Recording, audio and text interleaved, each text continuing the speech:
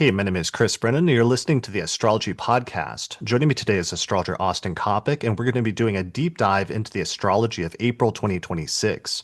Hey, Austin, welcome back. Hey, Chris. Hey, all right, so we're back for another month. A lot of stuff has happened, of course, in the past month since our last forecast episode. So we're going to spend the first hour of this episode catching up on news and events in the world since our last recording and talking about the astrology behind the news stories. Then in the second hour of this recording, we're going to do a deep dive into the astrology of April.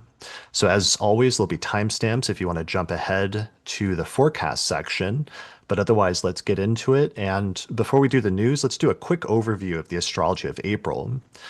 All right, so here is the planetary alignments calendar that shows the major alignments in April. Right at the top of the month on April 1st, we have a full moon in the sign of Libra. Then Venus squares Pluto on the 3rd. The Sun squares Jupiter on the 5th. Mars ingresses into Aries on the 9th and begins the build-up to a conjunction with Neptune, which it completes on the 13th. Then Mercury goes into Aries on the 14th. Mercury then conjoins Neptune immediately on the 16th. We get our second lunation of the month, which is a new moon in the sign of Aries on the 17th. Then our biggest aspect of the month is a Mars-Saturn conjunction that looks pretty tough around the 19th of April. The same day the sun moves into Taurus, and then the following day Mercury catches up and also conjoins both Mars and Saturn on the 20th. Then Venus conjoins Uranus on the 23rd. Venus moves into Gemini on the 24th. And then the next day, we get our second biggest and most notable astrological alignment of the month, which is that the planet Uranus finally moves into Gemini permanently on the 25th of April, which is a huge shift that we'll talk about in this episode. And then finally, Mercury squares Jupiter on the 26th, and that brings us to the end of the month. All right. So, yeah, welcome back, Austin. Thanks for joining Thank me you. again. It's been a crazy month. So much has happened. We're going to talk about some of the news and events, primarily talking about the war in Iran, but also, some other things. But yeah, thanks for joining me again. Yeah, my pleasure. I mean, sort of. Yeah. Yeah, so all right, so let's start from the top. I will say a lot of heavy stuff happened this month, obviously, and there's too much, honestly, to cover comprehensively. So we're going to focus on the Iran war and a few other stories, but even just doing a handful of those, it's going to be hard to even do those justice because there's just so much that's been going on. And we're only going to focus on the stories where we have something astrological to say or some specific astrological angle to the story. So, right at the top, the war with Iran began on February 28th when the United States and Israel launched a coordinated surprise attack that killed the supreme leader, Ali Khamenei, and targeted key military infrastructure, igniting a devastating and ongoing regional war as Tehran responded with massive retaliatory strikes across the Middle East. So the war began just barely the day after our last forecast episode was released, right on the Mars-Uranus square as we predicted, so that it ended up lining up just stunningly well in terms of the astrology and in terms of some of the repetitions involved. And to give you, we mentioned all of these on the last forecast because we were anticipating this would be happening for the past few months. But to list some of the major repetitions, there's the Saturn-Neptune conjunction that just took place in February, and that was a repetition of 1953 when there was a Saturn-Neptune conjunction and a US coup overthrew the leader of Iran. Then in 1973, there was a lunar eclipse in Virgo, and that's when the current government of Iran was created. And then there was a repetition of an eclipse in Virgo on March 3rd of 2026. In 1989, there was a Saturn-Neptune conjunction, and the supreme leader of Iran died at that time. And that was the last time there was a Saturn-Neptune conjunction compared to today. And then in 2025, in June, the 12-day war, when the US and Israel first struck Iran, was the last Mars-Uranus square that we had before this one. So then both of these two surprise attacks occurred on a Mars-Uranus square. Yeah. So pretty And crazy astrology. yeah, pretty crazy. And there were a couple other things that made this one just that much more significant. Because not only was Mars nearly perfectly square Uranus during when the U.S. launched this attack, but Mars was also in the degree of the solar eclipse, which had just occurred about like 10 less than 2 weeks before. And so we're still in the wake of that eclipse, and then Mars, while squaring Uranus, moved into the degree of that eclipse. And then just because big things like this are really layered, and there are often many, many different proofs of them. You can also see in the United States Declaration of Independence chart, we have the United States has the moon at 27 Aquarius, less than a degree from where Mars was.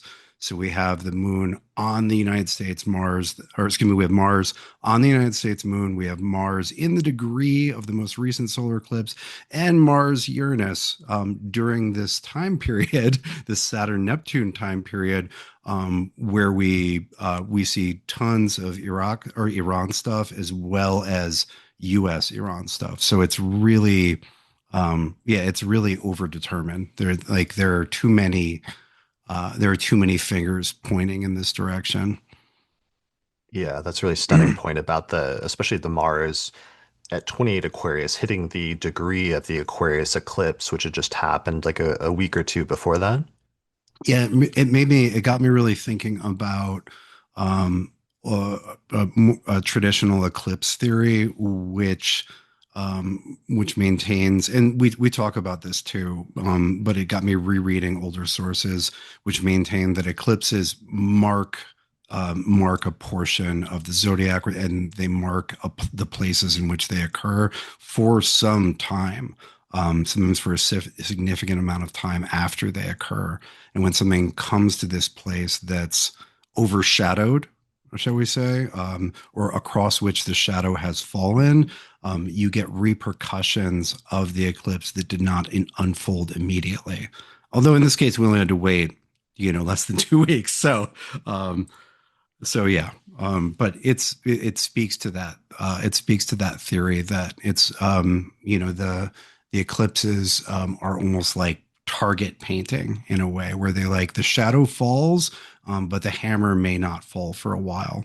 When we saw this just what is it a month and a half ago with or yeah, we saw this not very long ago with the with Trump's statements and actions around Greenland, which an eclipse had fallen upon the year before in perfect coincidence with Vice President Vance's visit there. So we get this shadow, and then sometimes we get action when other planets move into that place. Yeah, or even the eclipses now in retrospect that will in history books foreshadow Trump's presidency. First, the one back when he first came into office in 2017 that was visible across the United States, and then shortly before he was reelected in 2024, I believe there was another eclipse across America that then in retrospect now will have foreshadowed him. And of course, Trump himself was born the day of an eclipse, as were all of the leaders involved in the current war, which I'll get into in a second. But before we Yes.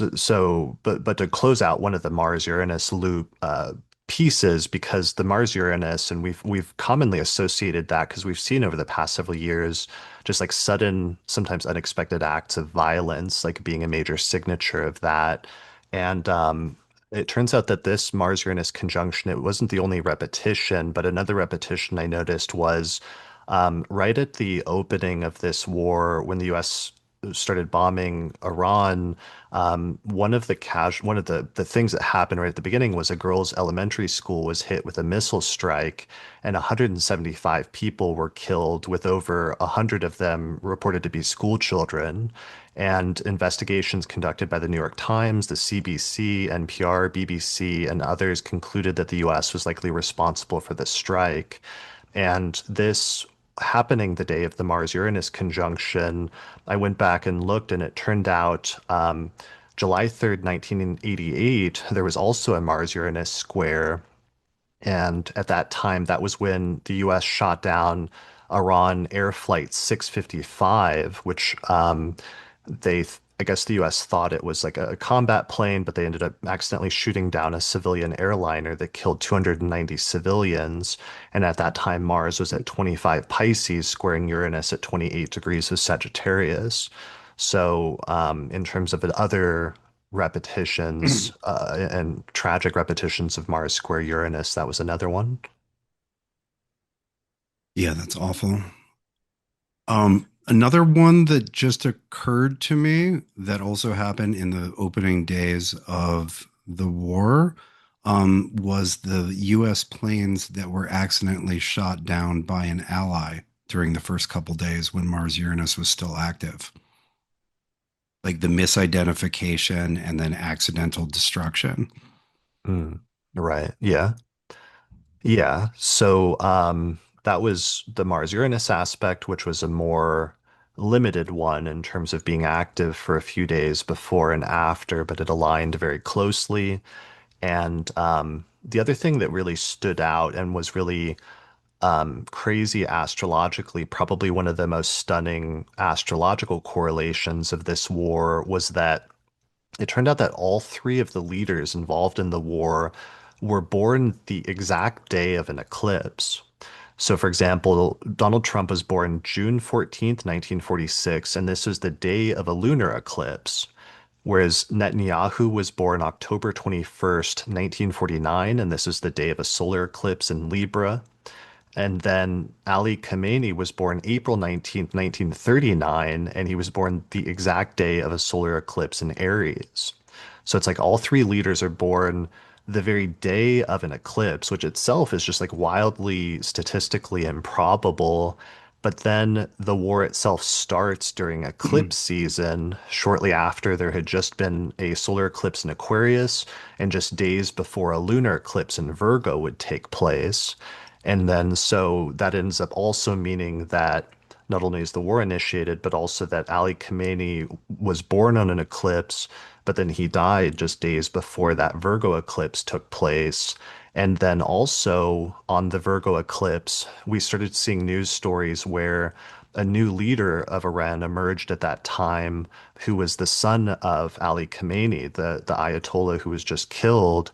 And I was remarking to myself one night just about the stunning statistical unlikeliness of the three leaders being born on eclipses. And I'm like, thinking to myself, I'm like, of course, that's going to be the end of that, though, or that's not going to continue, surely, with the next leader of Iran. And then the news came out the very next day that the son had been selected or was may have been selected. And it turns out he was born just 3 days before a solar eclipse in Virgo. So he was born September 8th, 1969. And there was a solar eclipse in Virgo that took place on September 11th, 1969.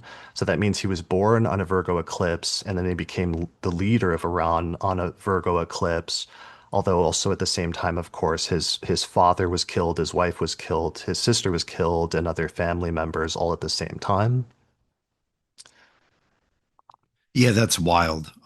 Just like napkin math, the like the likelihood of the three leaders of the three primary countries involved all being born on the day of an eclipse is about 1 in 750,000, right? So you would need 750,000 wars, right, to have that happen once if we're just doing random without bringing in the successor who was born just before an eclipse. Yeah, that's just absolutely insane. Like I don't, that's one of the best, and I put that out on social media to some extent just because like I can't think of a more striking because everybody knows what an eclipse is, and especially every like I think about all the astronomers who know what eclipses are and like follow eclipses and stuff like that, and yet don't realize that some of the ancient lore, astrological lore about eclipses is true, that they can indicate the birth, obviously in this instance, of powerful and prominent people. They can sometimes indicate the death or the downfall of powerful and prominent people. And they can also sometimes indicate the start of really important events in world history. In this instance, a major war that's impacting the entire world. Yeah, absolutely. And it's worth pointing out that the Israel-Palestine conflict was initiated by a solar eclipse and then went into full swing during the lunar eclipse that followed that 2 weeks later. Yeah, right. And that's one of the things we'll talk about in a little bit, that's, looking back on all of this, I've been thinking recently that because I was also studying, I was doing a workup on astrology and how it was suppressed by the Nazis during World War II and how they sent a bunch of astrologers to concentration camps. And I was looking at the parallels where World War II is usually dated as started when Uranus was moving through Taurus and Hitler invades Poland in 1939. But then the US doesn't enter the war until a few years later in 1941 and 1942, around the time that Uranus is going into Gemini. And similarly, there'll probably be like three things that historians will date what we've been predicting will be World War III that's starting now in retrospect, which is one, Russia invading Ukraine in 2022, which was with Uranus and Taurus, and that was like the biggest ground war beginning in Europe since World War II. And then the second one was the war in Israel and Palestine that started during that eclipse season in October of 2023, including, like you just said, Israel invading Gaza the day of the Taurus lunar eclipse that month. And then the next one now is the US and Israel starting the war with Iran in February of 2026, right during eclipse season, but also on the Saturn-Neptune conjunction and the Mars-Uranus square. Yeah, and if you look at the chart for the moment hostilities began in this newest Iran war, you see that the Saturn-Neptune conjunction is in the first house of the chart. It has just risen, and that the ascendant is ruled by that Mars, which is at 28 degrees Aquarius in the degree of the eclipse, just off the United States' natal moon and tightly square Uranus, right? And so the initiatory chart, the chart where hostilities begin or true hostilities begin, literally is ruled by that Mars, which we were talking about, and has the Saturn Neptune right there in the first, right? Which is a nice Right. confirmation of those signatures, right? Like who is responsible here? Oh, it's that Mars and Uranus and the Saturn Neptune. Like that's those are the planets that are either in or ruling the ascendant. Right. So the report you were reading was saying that the first attack opened on February 28th, 2026 at about 8:45 a.m. in around Tehran's Local, time zone. yeah, and that's the time released by U.S. Central Command when they said that Okay. they began the attack. Got it. So we're looking at a chart with about 28 Aries rising and Mars is at 28 Aquarius. And yeah, we see Mars squaring Uranus there at 27 degrees of Taurus, just barely coming off of that square. And the Less than half a Saturn degree. less than half a degree, and the Saturn-Neptune conjunction, which had just recently gone exact, still being only about half a degree away, with Neptune at 1 degree of Aries and Saturn at 1 degree and 37 minutes of Aries. Yeah, just right there. Yeah, and then of course this is also just days before the March 3rd Virgo eclipse that things were still heading into because we were still like right in the middle of eclipse season. So yeah, and this was the eclipse season graph. We had just had the solar eclipse at 28 degrees of Aquarius on February 17th, and then we were headed into the lunar eclipse on March 3rd at 12 Virgo. But of course, as we've established over the past several years, since we've been really tracking eclipses ever since basically since October of 2023, they have that 2 week ramping up window before each eclipse and then a 2 week window afterwards when things are the most intense. And that was certainly the case here. Yeah, and where the war began, right between them, like slightly like closer to the lunar, but like in that shadowed valley you can see on the graph. Yeah. All right. Okay. So that was happening. One of the major things that happened was that was very prominent this month was the Mercury retrograde in Pisces conjunct Mars. Because when Mercury was like stationing direct or headed towards stationing direct, it formed a conjunction with Mars. And one of the major things that happened as a result of the war was that Iran shut down the Strait of Hormuz to all shipping traffic, especially for oil shipping and natural gas and other things through the strait, and was also targeting oil and gas in other countries in the region. And as a result of that, like the entire global economy is being thrown off as a result of yeah, the energy sector getting hit really hard since something like 20% of a lot of oil comes out directly out of that strait, and all of the shipping just ground to a halt during the course of that Mercury retrograde conjunct Mars, which is pretty stunning symbolically. Yeah, as much as I am not glad that that is happening, I did feel gratified because I was obsessed with how wretched Mercury's situation was because conjunct Mars, a malefic, while in the sign of its fall Pisces, while retrograde, also spending a lot of time with the North Node or the head of the dragon, the eclipse point, right, which is not helpful for clarity in any matters, functionally a malefic in many senses. And Mercury was the ruler of the eclipse in Virgo, right? So it takes on additional responsibility for distributing um, what malign influence that blood moon spoke of. And so it's almost as bad as possible as you can have a situation for Mercury.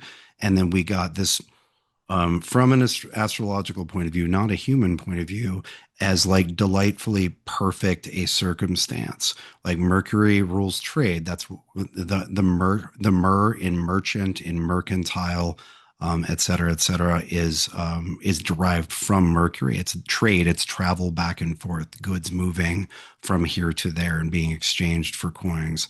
And so we had a massive disruption of one of Mercury's primary domains, and then, furthermore, this was Mercury being horribly disrupted in a water sign, and it all comes down to a an area of water, a strait that was embattled and not allowed and too dangerous to move shipping through. So it was, it was astrology perfect. Again, it's not humanity perfect, but it was a more perfect, a more exact circumstance to match the planets I could not imagine.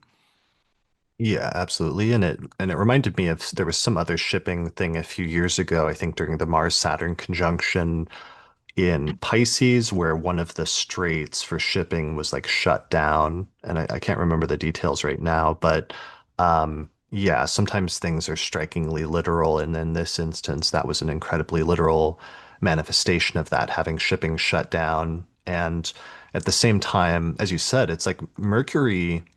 I was looking at Beatty's Valence again recently and really talks about associating Mercury with the markets. And of Yeah. course, this is also completely throwing off the global economic markets because of all of the things that are downwind of oil and energy. And a lot of economists are saying we'll probably trigger a global recession soon that's in the process of starting to happen.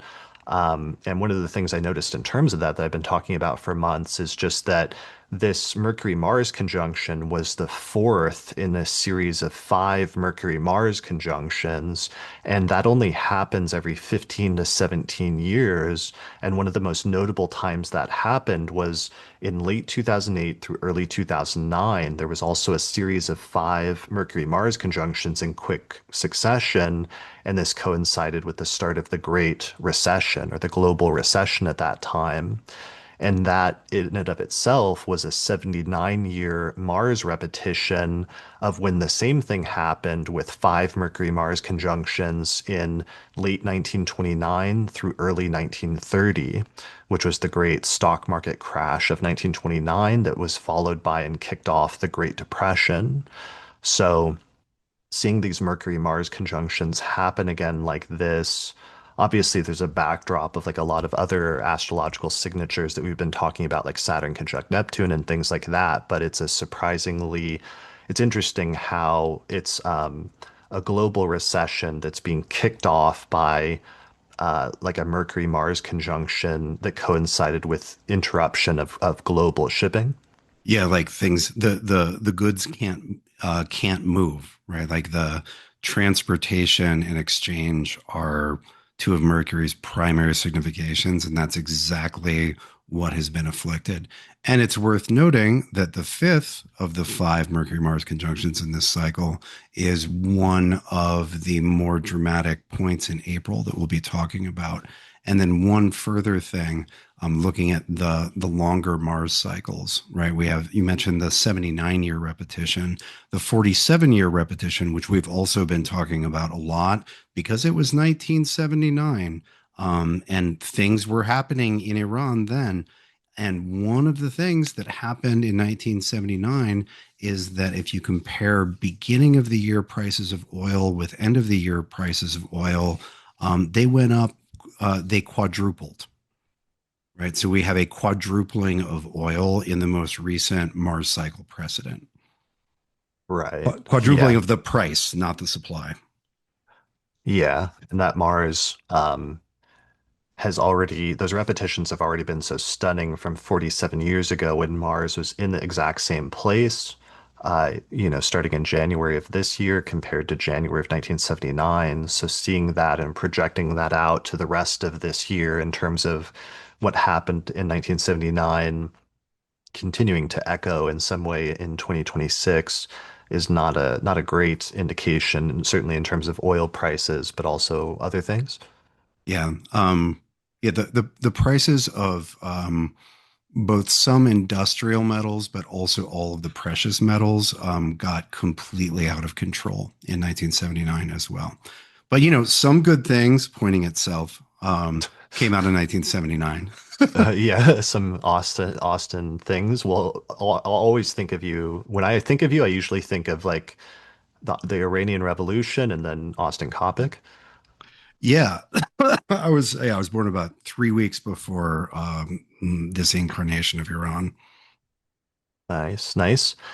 Yeah, one other thing worth mentioning though, in late 1979, because in the year ahead forecast, we talked about how there's going to be a Mars retrograde in Virgo and Leo later this year. And that's a repetition of the same Mars retrograde in Virgo and Leo that happened in late 1979. But one of the things that kicked off during that time was the Iran hostage crisis, where a bunch of US citizens were taken hostage by Iranians, and it caused this huge drama and like crisis that played out over the course of the next several months. Yeah, so we have that to look forward to during the Mars retrograde. Yeah, if the oil thing is repeating again, then that's not a good sign for that in the future later this year. So we'll see how that goes. One last point in this section I wanted to mention was, last year we talked about the Aries ingress a lot. That was something you put a lot of focus on because of how a year ago you pointed out months ahead of when it actually happened, and it was part of the basis for some of our predictions that there would be a war with Iran and the US coming up soon, that we started making back in the fall of what was it, 2024, predicting that for 2025 and beyond in 2026 was you had noticed in the solar return chart, in the Aries ingress chart, that Mars was exactly on the ascendant in that chart that would last from March of 2025 in Iran all the way until March of 2026, which was stunning. And it was a stunning part of your prediction that stayed true all the way through the initiation of this war. And that was what we said last June. Once that initial war happened and then stopped unexpectedly, But then we also got a new Aries ingress chart then that just kicked in, which just baked that Mercury-Mars conjunction in Pisces into the Aries ingress chart for Iran for the next year. Yeah, last year I was really struck by the Mars being right on the ascendant when you looked at the Aries ingress moment in from Tehran, and I looked back at the one other big war that modern Iran had been part of, which started in 1980, and the Aries ingress chart for that year also had Mars conjoin the ascendant. In that case, it was with the north node of the moon. And so that was like in theory, Mars on the ascendant should be indicating war. And the one precedent that I had also, of a big war, the Iran-Iraq war, which was devastating and lasted for nearly a decade, also had Mars on the ascendant. And so unfortunately, that technique seems to work. And again, it was as Chris, as you said, it was relevant up until the sun's ingress into Aries about a week ago. So still active for the initiation of hostilities this go around. Right. And what's crazy about that is that's a technique that originated with astrologers probably in Iran over 1,000 years ago in like Hmm.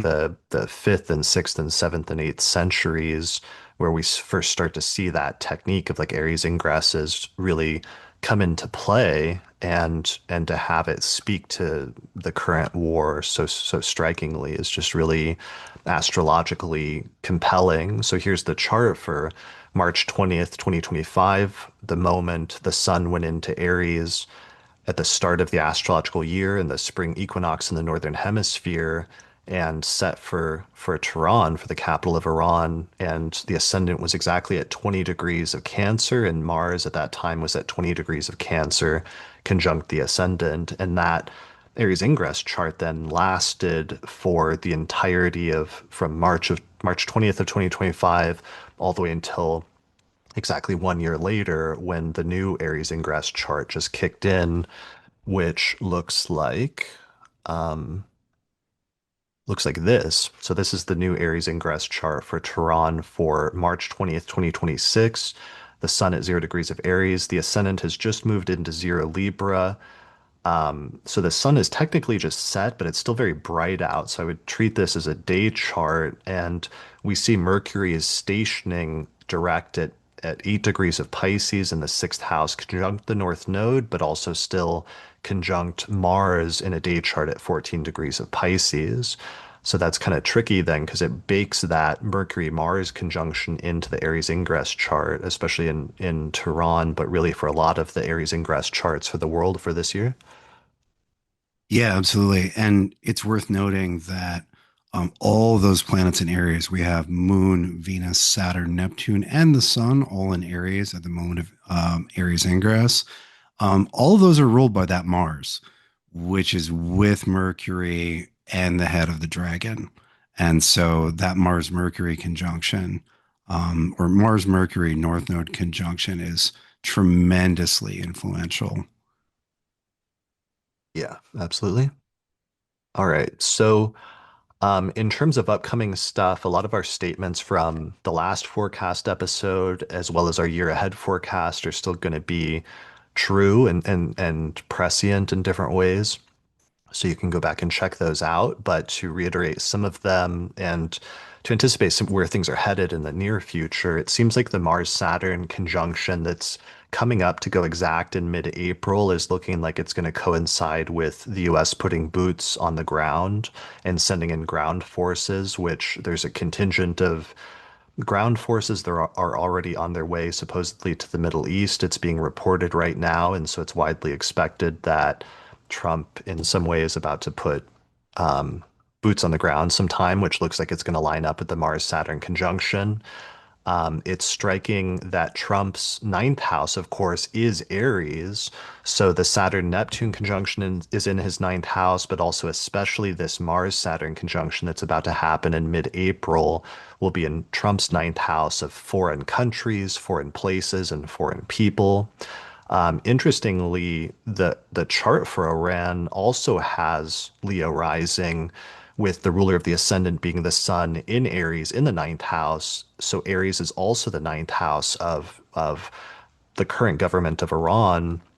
And that means that the Mars-Saturn conjunction is also taking place in their ninth house of like foreign countries and other people. Yeah, and it's worth noting and so we've been noting it for months, but that Mars-Saturn conjunction, which is the most dramatic feature of April, occurs almost exactly on top of the sun in Iran's chart, which is a devastating transit. Yeah, it's not a good transit. Here's the chart for Iran set for April 1st, 1979 at 3 p.m. in Tehran. And mid Leo is rising, and the sun is at 11 degrees of Aries.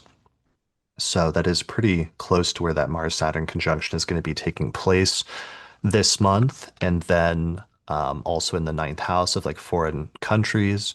And then I don't have it up at the moment, but of course, Trump also famously has Leo rising. So Aries is also his ninth house and has just, initiated and is getting the US embroiled in a war with a foreign country.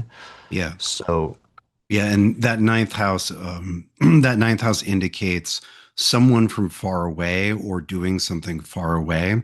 Like a regional conflict would be third house, but the ninth house is like, oh, you've got to go all the way across the world to find the adversary, which is true in both cases, as indicated by both charts. Also, I noticed in that 2025 Aries ingress, the seventh house, which is like relationships with other countries, is was ruled by a malefic. It was ruled by Saturn, which was with the eclipse point, the North Node, in the ninth house, like describing like the most important relationship that was augured in that earlier chart, which was valid up until about a week ago, was a malefic with another malefic in the ninth house. Right. So like the ninth house malefic thing just keeps coming up. right. Yeah, that makes sense. So also in terms of the long term, the other big thing that happens this month, as we'll get into shortly, besides the Mars-Saturn conjunction, which is the big short-term aspect in the middle of April, but by the end of April, Uranus goes into Gemini finally, and we're finally at the point of Uranus and Gemini, and the recurring theme that we've been talking about on the astrology podcast as far back as 2013 is that every time Uranus goes into Gemini, the US gets embroiled in a major, major war, including it's only happened three times, but the three times Uranus has been in Gemini were the Revolutionary War, during the Civil War, and then during World War II. And now it's coming back into Gemini this month, and it's going to stay in that sign for the next 7 years. So all of the predictions that we've been making, certainly in the past 2 year ahead forecasts, where we've been making predictions about that and predicting a major war was about to take place, are all now coming true and coming to fruition. And so if the question is like, will this get better or will this get worse? Practically speaking, the astrological answer and the implication of this is that this is going to spiral out of control and get worse, and probably worse than many of the people who initiated it anticipated, and turning into a much bigger conflict than anybody can even anticipate at this stage. Yeah, from an astrological point of view, things are just getting started. Right. And it's like, what does that? So it's like, we've been talking about this for the past couple of years, just in the short term, but just thinking about what that means from our current vantage point in terms of the different scenario, because it's so interesting seeing the economists talking about this and being like, well, oil's at $100 a barrel now, but if this gets wrapped up in the next couple of weeks, then that'll go back down and, it'll take a little bit to repair things, but things will get better. But it's like I just keep watching all this stuff and thinking about this from the perspective of knowing that Uranus is about to go into Gemini, and that implies the US is going to be embroiled in a large war for quite some time. What that means and what the full implications of that are obviously really very sobering. Yeah, and there's nothing about 2026 that looks peaceful from here on out, right? Like it's not like sometimes you have a year where the first quarter is obscene and murderous, but then things chill out. Like there are a lot of further signatures of hardship and violence and general craziness that are in store for the rest of the year, and they're different. They're not all the same, but this is not 2026 just having a hard fucked up start, but then chilling out. And we have, we as we talked about on the yearly, and I've been talking about for the last months, we expected things to get really crazy in February, and that to continue into March, and that to continue and perhaps even be ratcheted up during April, and May, and maybe a small respite during June, but then for things to get wild again in July. Like this is um, this is a crazy ride, and so as dispiriting as it may be to let go of the hope that this will be over soon, um, adapting to the fact that this ride goes for a while, and to try to adjust to that and to try to make do as best you can, is going to give better results than hoping that it's going to be over. Yeah, and I think that's important in terms of like what we're doing here and the point of sharing this, because I think I did get a lot of comments this month by people that were like saying through watching some of the monthly and the year ahead forecast, they were actually more prepared for some of this than they might have been otherwise. And I think that's one of the reasons why we talk so candidly about some of these things in order to give people a heads up ahead of time, not to just freak people out needlessly or other things like that. And obviously, neither of us is excited about any of this happening. Like all of this is terrible and tragic and largely unnecessary. Um, but speaking about it candidly is important in order to hopefully give people a little bit of heads up so that they can do what they can to try to protect themselves and like get through it as well as possible. Yeah, I mean, none of us has the power to control history, but we have some, in many cases, many decisions that we can make about how we navigate a period of history. And even though, like this period of conflict does not, to us, look like it's going to end anytime soon, that doesn't mean that it goes forever, right? Like there are still endings to things, even things that last for years. And so Yeah. the question is how to navigate this period, right? Which is daunting but still finite. Yeah. Yeah. And navigate things as best as possible. And that's part of the purpose of astrology. And that's always been part of the purpose of astrology. And that is the insight and the advantage that we have by following it is getting a little heads up about things like this sometimes ahead of time. So speaking of that, though, still in terms of things coming up, unfortunately, this makes the Mars-Uranus conjunction in Gemini in July look even more ominous now, because then it means that the start of this war was on the Mars-Uranus square was somehow the precursor event that will feed into that Mars-Uranus conjunction in July. And we talked a lot about that in the year ahead forecast as one of the most difficult alignments of the year.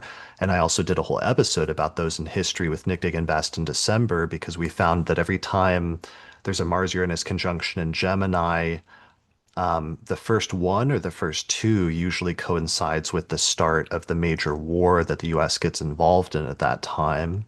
And one of the things is that that implies that there's still additional escalations that we haven't seen yet, that we haven't gotten to, that are on the horizon, especially around that conjunction in July, and then the next conjunction that will take place 2 years after that, also in the summer of 2028. And in thinking about that, I found one because one of the missing pieces that we've talked about is just the increasing tensions between the US and China and the military like footing that each country had been taking against each other.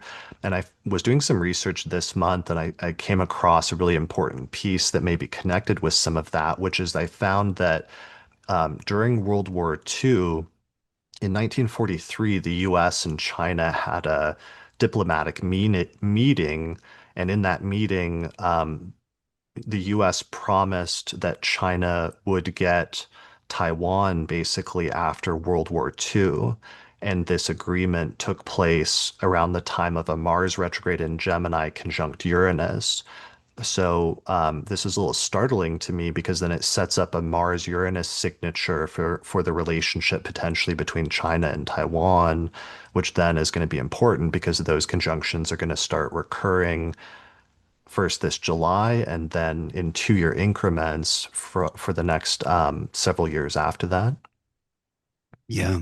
So that's a stunning find. Did you happen to look for when the US reneged on that commitment? And was it on one of the other, was it on the next Mars-Uranus conjunction in Gemini during that period of time? Because that would further reinforce this signature. Because there would have been one again 2 years later in 45. Yeah, I don't know the answer to that, but that's definitely worth researching, and that's something I've been shifting towards is wanting to study more about Chinese history at this point because we've identified a lot of the cycles in US history that are important and active now, especially that Uranus and Gemini. But now, one of the questions is what are the cycles in Chinese history that are active now, and do those provide any insight into some of the things that are currently developing? Yeah. Yeah. So, okay, so that was an important signature. We've mentioned the Iran hostage crisis, which coincided with the Mars retrograde that'll again repeat later this year. There's also the Venus retrograde in Scorpio that happened in late 1978 that coincided with mass political unrest in Iran and put fuel on the fire of the Iranian Revolution. That's going to repeat later this year in October and November. So there will be, again, some sort of repetition of that to pay attention to later this year. Let's see, we've mentioned a lot of the other things. The only other thing is, you and I had mentioned, speaking of China, that we had anticipated the Saturn-Neptune conjunction would be really important turning point for both Russia and China because both of the leaders were born under the 1953 conjunction of Saturn and Neptune. And it was interesting how this was the one singular event that both immediately impacted both of those countries in different ways. In some instances, in ways that were like visible and obvious currently, but in other ways that I think are not clear now, but will become clear in retrospect. Yeah, I will be pretty surprised if there's not something bigger than what we've already seen for Russia based on the history. It's not that Russia is in a super cool and chill and prosperous piece of its history, but the Saturn-Neptune conjunctions have been for hundreds of years for Russia, even more dramatic than this. And so not that, again, not that things aren't dramatic, but I will be surprised if there's not something more significant that's not very far away. And I wanted to add one more piece about China's relationship to this Saturn-Neptune, this ongoing Saturn-Neptune conjunction, and that is that modern communist China has in its natal chart, its initiation chart, a number of planets all in early Libra, which are in the process of being opposed by the Saturn-Neptune conjunction and will be joined in that opposition in April by Mars. Okay. Yeah, yeah. Well, and the other thing, there's a lot of different alliances that are suddenly coming into play in different ways in different countries, and that's the other thing that's starting to look like World War II is how all these different alliances kicked in and came into play during the course of that war. And there's reports of like Russia giving intelligence to Iran right now. There's ways in which um, Iran exported drones to Russia and their relationship in terms of drone warfare. There is the way in which a lot of oil from Iran normally goes to China, and that's getting cut off right now or has been interrupted through this war. And then one other like concerning thing I noticed this month that I didn't notice before was I'd always seen like on Reddit over the years, like periodically people will post some of those like old file footage of the US military when in the 1950s they were recording doing all these nuclear tests in like Nevada and other places. But I saw somebody post one that I'd seen years ago, and I decided to look up the date on it. But it's a test where in the early 1950s the U.S. was testing out tactical nuclear weapons. And one of the tests they did was to put one in like a cannon and then like shoot the cannon and then it shot out like a nuclear bomb that then exploded out of a cannon. And I looked up the date, and this test happened in 1953, almost exactly on the Saturn-Neptune conjunction, when Saturn and Neptune were exact to the degree. And that was really startling because up to this point, we'd been paying attention to, and I'd been talking about for the past couple of years, my concern about nuclear weapons coming up again and being involved in this war because of the only other time that they were invented and used in war was last time when Uranus was in Gemini and when Mars conjoined Uranus and Gemini. But then this kind of clued me in that there might be a Saturn-Neptune signature that's important for the specific form of like tactical nuclear weapons. And it's been startling seeing people actually discussing seriously that in the news, like discussions about the possible use of nuclear weapons actually increasing and ramping up in the news over the course of the past several weeks. Yeah, and there've been, how should we say, periodic spikes in concern about specifically tactical nukes throughout the Russia-Ukraine conflict. And there were a few points where very large munitions were used, and time had to be taken to ascertain whether or not it was in fact a tactical nuke, which has been no so far. But it's like specifically the concern has been about the tactical nukes rather than the like giant intercontinental death clouds.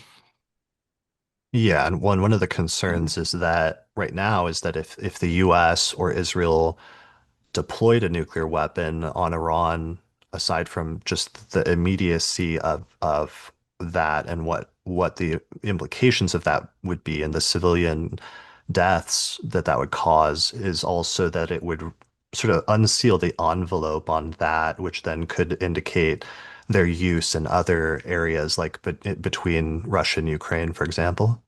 Yeah, and other conflicts that may be started over the next year or two that we can't see right now. Like part of this like war weather, like we're looking at the largest players, but there's also been an uptick in smaller conflicts. We have not necessarily that small, but we have tensions between Pakistan and India also ramping up and up with more and more flare-ups across the border. And yeah, like they're how should we say? Yeah, these are the big ones we're talking about, but there will probably also be other conflicts, and maybe they stay separate, or maybe they get drawn into this sort of vortex of war we seem to be in. Yeah, yeah. So, yeah, that's kind of where we leave that at in terms of the news, in terms of where everything is currently at the moment, and we'll certainly see things continue to unfold really rapidly in the next few weeks, as we'll get into when we get into the forecast. So, I wanted to note a few other news stories. We're almost at an hour, so we'll go through maybe just a few quickly. It almost feels like dumb doing other news stories at this point, given the gravity of everything we just talked about. But there's a few major ones I want to touch on. One of them I talked about and emphasized in the last forecast episode, and now is turning into increasingly a real thing, which is what's happening in Cuba, where like I said last month, there's a an oil blockade. Ever since the U.S. took over Venezuela, it's been imposing oil blockade and an energy blockade on Cuba, and this has plunged the island into a severe energy and humanitarian crisis where the Cuban government is currently kind of desperately engaged in tense diplomatic negotiations with the United States to restore vital fuel shipments. But President Trump is publicly floating the idea and saying quite blatantly at this point that he's about to try to take over the country. And this is causing the fuel shortage, a deepening humanitarian crisis where hospitals are struggling to maintain basic emergency services. It's postponing thousands of surgeries and forcing rationing of life-saving care due to a critical lack of power and medical supplies.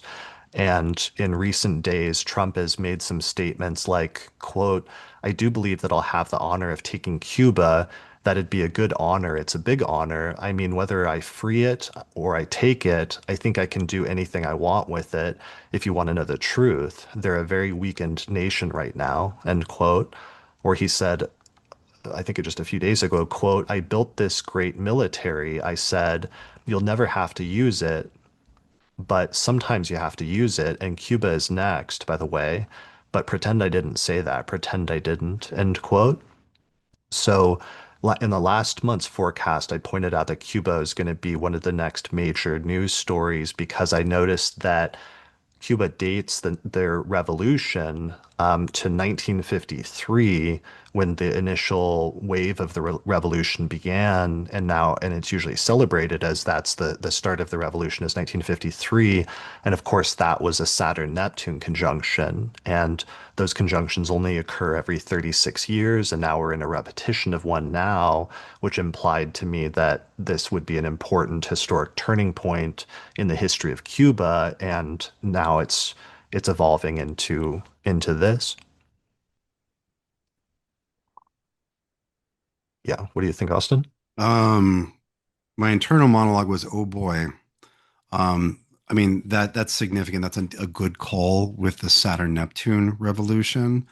Um, Another something that we pointed out before, but that's worth noting again, is um, the 1953 revolution was a communist revolution, and we literally had we had the biggest communist revolution, which was the 1917 Russian Revolution on a Saturn Neptune conjunction.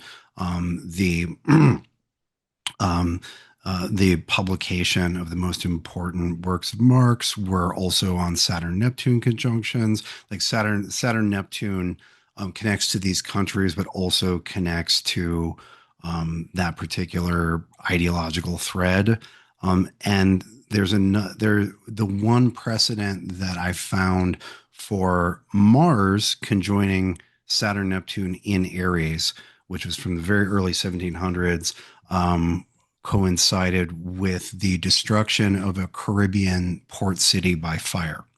And considering we have that Mars, Saturn, Neptune in Aries this coming month, I rather hope that that's not directly parallel to this go around. Right. And you're referring though to Iran and like Karg Island.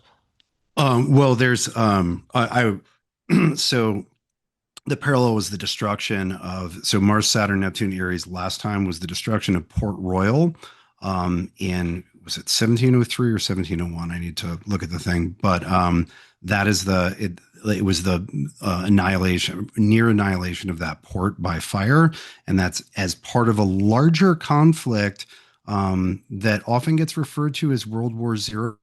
By the way, it's a pretty interesting precedent for Neptune and Aries.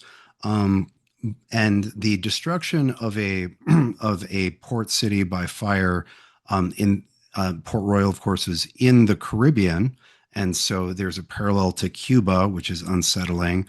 But then we also that same instance also resonates very strongly with the talk about invading and taking over Port Island, the Straits of Hormuz. And as that is coming up, that Mars, Saturn, Neptune is coming up next month. The firebombing and destruction of a port city on an island is looking more resonant with what is next. Right. Yeah. When we talked about this in the pre-show planning meeting, you were talking about in the context of Iran and like Karg Island and in terms of the potential for the destruction there, versus, yeah, then the current context of talking about Cuba and hopefully we'll see how that goes, but hopefully that's not the precedent there. Yeah, it just it's worryingly resonant, would be the way I might put it. Hmm. Okay. Yeah. I mean, one of the one of the other precedents that I had mentioned in previous episodes, but is worth reiterating, is we've focused a lot on the repetition of the last two Saturn-Neptune conjunctions in Iran, and how the 1953 one was the U.S. doing a coup and overthrowing the leader, and then 1989 was the leader of Iran dying. But the one before those two was 1917, and what happened then is there was a major famine that occurred in Iran as a result of World War I and different things that were happening as a result of the war, and it caused the death of a lot of people. So that was one I both in Iran, but also in a few other countries at that time. And that's one of the things that I'm thinking about now as well, in terms of how the fuel and the war cutting off the fuel is also cutting off fertilizer and will have a bunch of downwind effects in terms of impacting food supplies and other things like that as well. Yeah. Yeah. All right. Moving on to other news stories, just to hit a few really quick. March 13th, the US released the design for a new dime, which on the design of it, it usually had like an eagle holding in one hand like arrows symbolizing war, and in the other hand holding an olive branch symbolizing peace. And the government now the Trump administration has had them drop the olive branch so that now the bird will symbolically just carry arrows. And this happened like right under the Mercury retrograde conjunct Mars. So symbolically, I thought that was a notable thing that happened astrologically. Yeah, and also the same Mars cycle that we had last time in 1979, when you trace it all the way back to the the founding of the U.S. Treasury, always marks significant changes in the way that the United States issues money. Like you have differences in coinage, you have dropping silver as legal tender, you have adjusting the value of gold versus the dollar during the gold standard. You have just like a change in coins issued, which is part of why this Mars cycle tracks with the value of metals relative to the U.S. dollar, but it also tracks very significantly with the form in which money is issued, and so that's very consistent with this. And of course, we have Mercury retrograde conjunct Mars, which is not only warlike but is specifically in the cycle under which the U.S. Treasury was created and has this very consistent history with the coinage and the legal tender of all sorts. Hmm. Nice. Let's see, other news stories. I keep seeing people in the news and in headlines that are making references to this being like a Berlin Wall, quote unquote, Berlin Wall moment. Obviously, in particular, they are frequently referring to it in terms of what's happening with Iran and saying this is Iran's Berlin Wall moment, or that this is a Berlin Wall moment in terms of the Middle East. But then I'm also seeing people applying that phrase and saying that's what is happening in Cuba right now, or what this moment is about to be in terms of Cuba. But then I've also seen commentators like applying it to the US and saying this is like this is like Russia exhausting itself in the Afghanistan wars in the 1980s, which then eventually leads to the Berlin Wall falling and leading to the dissolution of the Soviet Union, partially due to the economic exhaustion of the 1980s and overextending itself or getting wrapped up in wars. So I was just really struck by that because, of course, the very last Saturn-Neptune conjunction 36, 37 years ago was the fall of the Berlin Wall, most notably. And to see that language used just by non-astrologers right now is pretty stunning. Yeah, making that connection. And it's worth noting that in the former or the what would become the former Soviet territories, um, that was even though that was the beginning of political independence for many of them, it was also the beginning of like a very difficult and chaotic and in so many cases disastrous decade. It was not a period of prosperity. It was a period of great uncertainty and difficulty. Yeah, which makes sense in terms of Saturn Neptune, that sometimes it's what happens when the structure of society that you've been relying on just completely collapses all of a sudden. And then there's this question of like how to rebuild, or especially when your society had an ideological or belief-based or philosophy or spiritual component up to that point, like how do you rebuild coming out of that? And that's been one of the interesting recurring themes that you and I keep talking about with Saturn Neptune, is a lot of this different Saturn Neptune, the countries that have Saturn Neptune prominent, oftentimes there's like sometimes there's a political or ideological component, like with Cuba and the communist revolution. There's Iran with the Saturn Neptune, and you have like the Islamic revolution and the religious component Mhm. that gets tied in with the government as a theocracy, or other Saturn Neptune themes. Yeah, absolutely. And it's worth noting in terms of when Mars visits a Saturn Neptune conjunction, which happens usually once per Saturn Neptune conjunction. The last time that happened was January 29th, 1990 until March 11th, 1990. And it was during that period on February 7th, 1990, that the Communist Party of the Soviet Union voted to end its monopoly on power, right? Which is the end, the one of the most decisive single moments in the dissolution of the what was then the USSR. Wow. Okay.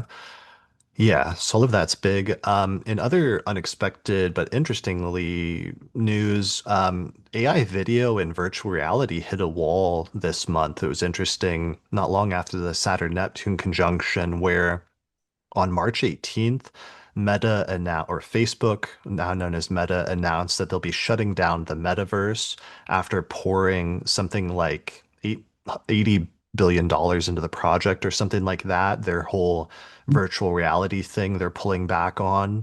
And then similarly, just like a days later on March 24th, the day of the Sun-Saturn conjunction, OpenAI announced that it's closing down Sora, which was one of the biggest AI video generators over the course of the past few years. So it was interesting both in terms of like Mercury retrograde stationing direct in Pisces conjunct Mars, and a cutting or cessation of something, but also seeing the Saturn-Neptune now moved fully out of Pisces into Aries, and some of the things that were happening under Saturn and Pisces suddenly hitting a wall or being called off in some ways. Yeah. So I don't know if you remember this, but for a while when we were talking about, especially it was Pluto earlier in Aquarius, when we were talking about AI stuff, and in being a little contrarian, I was talking about how, like, yes, there are all these things that are going to happen, but we need to also look forward to the failures, like the attempts to build a future that end up being disastrous and looked upon with scorn. And I chose the metaverse as sort of the symbol of like these would-be futures that would be looked upon as hilarious failures. And so it's pretty gratifying to see that that project officially described as a failure just right after the perfect Saturn Neptune conjunction. And as you point out, like the more precise timing, Mercury stationing direct with that Mars and that North Node, et cetera, et cetera.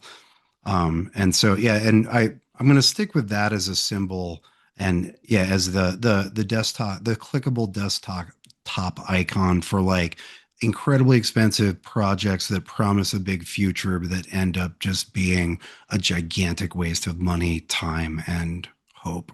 Because there'll be more of those, which doesn't mean everything fails, but you know, we're in a time of great failure, Chris, as well as great danger and big history. Yeah, good call. Good call on that. I mean, yeah, it is surprising that on the one hand, some of that technology was perfected pretty close to the Saturn-Neptune conjunction on the one hand, where we saw another company, there was a Chinese company, I think it was ByteDance's company, releasing a model that was just like crazy impressive in terms of AI generated video a month ago, and how now people are able to generate stuff on like that on their computers, versus on the other hand, some of that stuff hitting the wall and some of this probably being a reflection of the AI bubble that we know that we've been in for the past few years and have been waiting to see if that would pop. And it's like some of these countries are cutting, or companies are cutting things out because they're getting ready for an IPO and to go public and stuff like that. But also, that's one of the things that's going to be interesting to see with this current economic pullback is how the AI bubble impacts some of that if we have a pullback of some of those things at the same time. Yeah, it makes me think of like Neptune, Saturn as a very weird gate. It's like what survive, like what collapses, what pops, and then what doesn't, right? What is actually like, because Saturn has that confirming through ordeal quality, right? Like Saturn is associated primarily with longevity, right? And something that has longevity is something that makes it through things over and over again. But Saturn is also the one that points out what doesn't. What Saturn also, in tending that gate, allows some things through and confirms their longevity, but also reaps those things whose time has come, and sometimes that time is very early. And so, like the Saturn Neptune is a weird bubble gate. Like what survives the pop, pop, pop. Yeah, and back when Mars was squaring Saturn and Neptune a few months ago, late last year, we were seeing a lot of talk about bubbles popping and the AI bubble Mm-hmm. popping. Mm-hmm. And so we should probably keep that in mind as as a major keyword this month. Now that Mars is getting to the Saturn-Neptune conjunction, which is the bubble, is Mars is always that sharp object. And in ancient, like Egyptian astrology, they used a knife to represent the symbol for Mars. And so we're going to see Mars come in and pop some bubbles this month during the course of April. Yeah, that's a really important reminder. Yeah. All right. Other things to wrap up. I'm going to skip this. I'm going to skip. Uh, there's like celebrity stuff, but it seems like really sort of trivial to talk about at this point. So I'll skip over some of that stuff. I will say Astro-Seek went down this month, the website for chart calculation.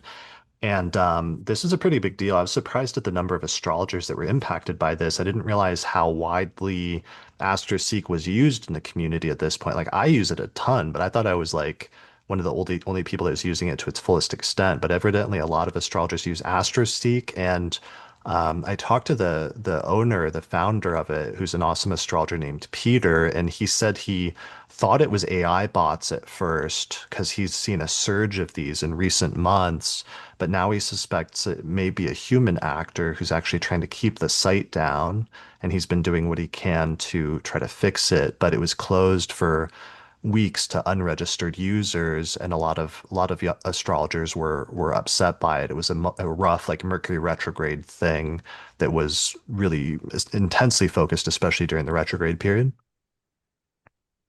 Makes sense. This was, yeah, like this Mercury was as bad as it gets. I hope he's able to recover and stay recovered. Yeah, absolutely. And actually, let me go back because I actually don't want to accidentally not highlight one, but the Oscars happened, and one of the things that happened was Michael B. Jordan won for Best Actor, and I didn't have a lot astrologically to say about it, but the one thing I did say I thought was funny is that he has Virgo rising. We know his birth time, so his 10th house is actually Gemini, and what was funny is he won for playing in the movie Sinners, where he played twins. So that's a really basic observation to make, but it's just like funny that the best actor this year won for playing two twins in a movie, and he had Gemini, the sign of the twins, on the midheaven. Yeah, that's pretty on the nose. I heard Pretty Sinners good. was good. I haven't, did you see it?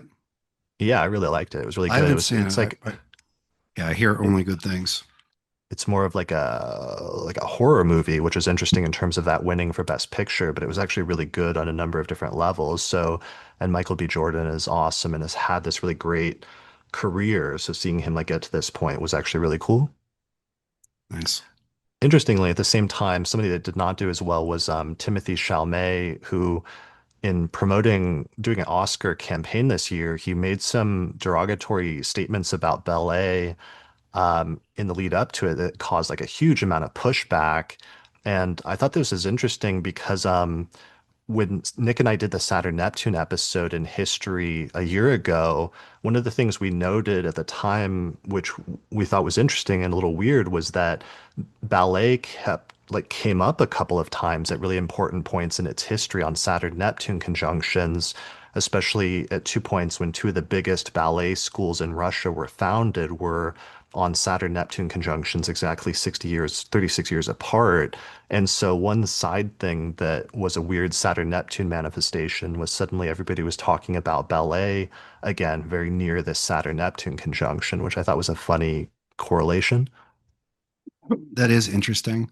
And I suppose it makes sense. Like ballet is so Saturnian, like there's so much structure and so much like rigorous body skeletal training that has to take place. But from what I hear, I've never attended a live ballet performance. The actual, like the content of a lot of ballets is very fantastical or phantasmal. Like they're not ballet ballet stories are not like hard-nosed grounded realism, right? Like it's a very Neptunian, phantasmagoric story or spectacle, but requiring an excruciatingly Saturnian level of control and training.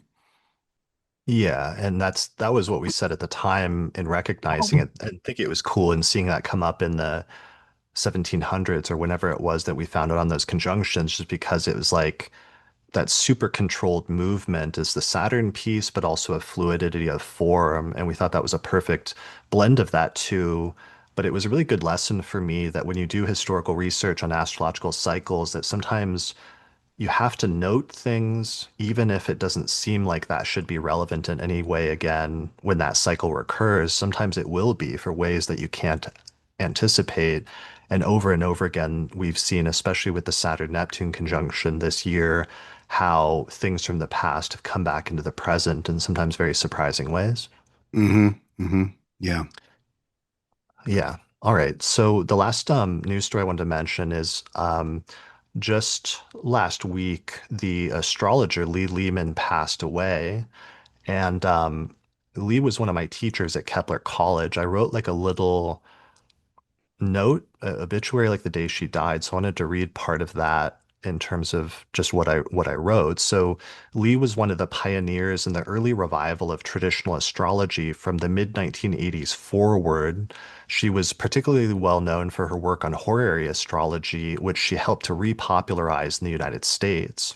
I first learned horary from Lee at Kepler College, where she was deeply involved as a dean and an instructor in their degree program.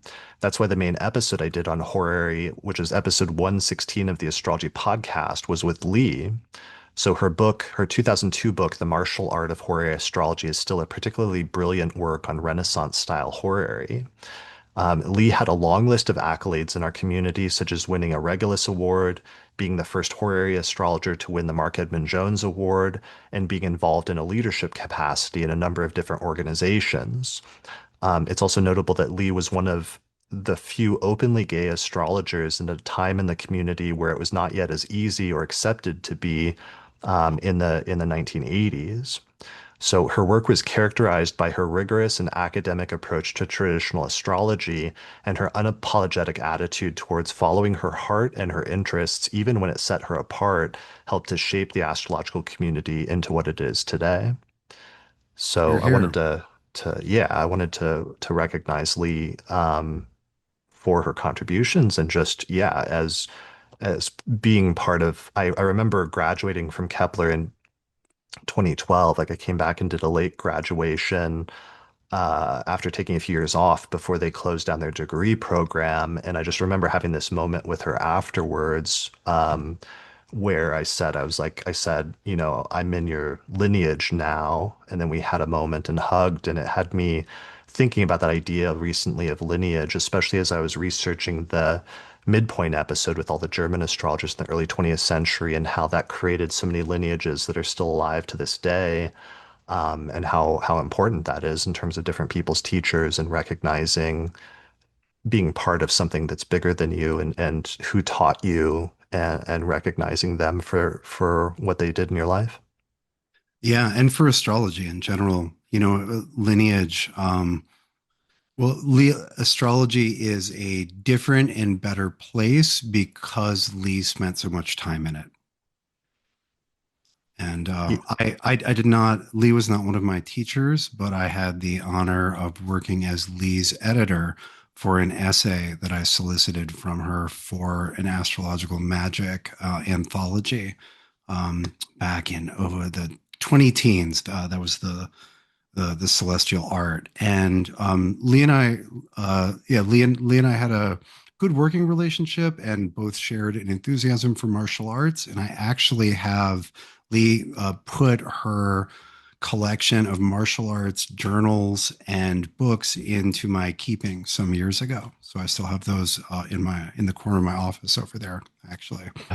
That's really cool. I love that. It's pretty nice to get a martial legacy from someone um, whose legacy was in part like Marshall, like being fierce and independent and uncompromising and straightforward Yeah, and cutting rigor.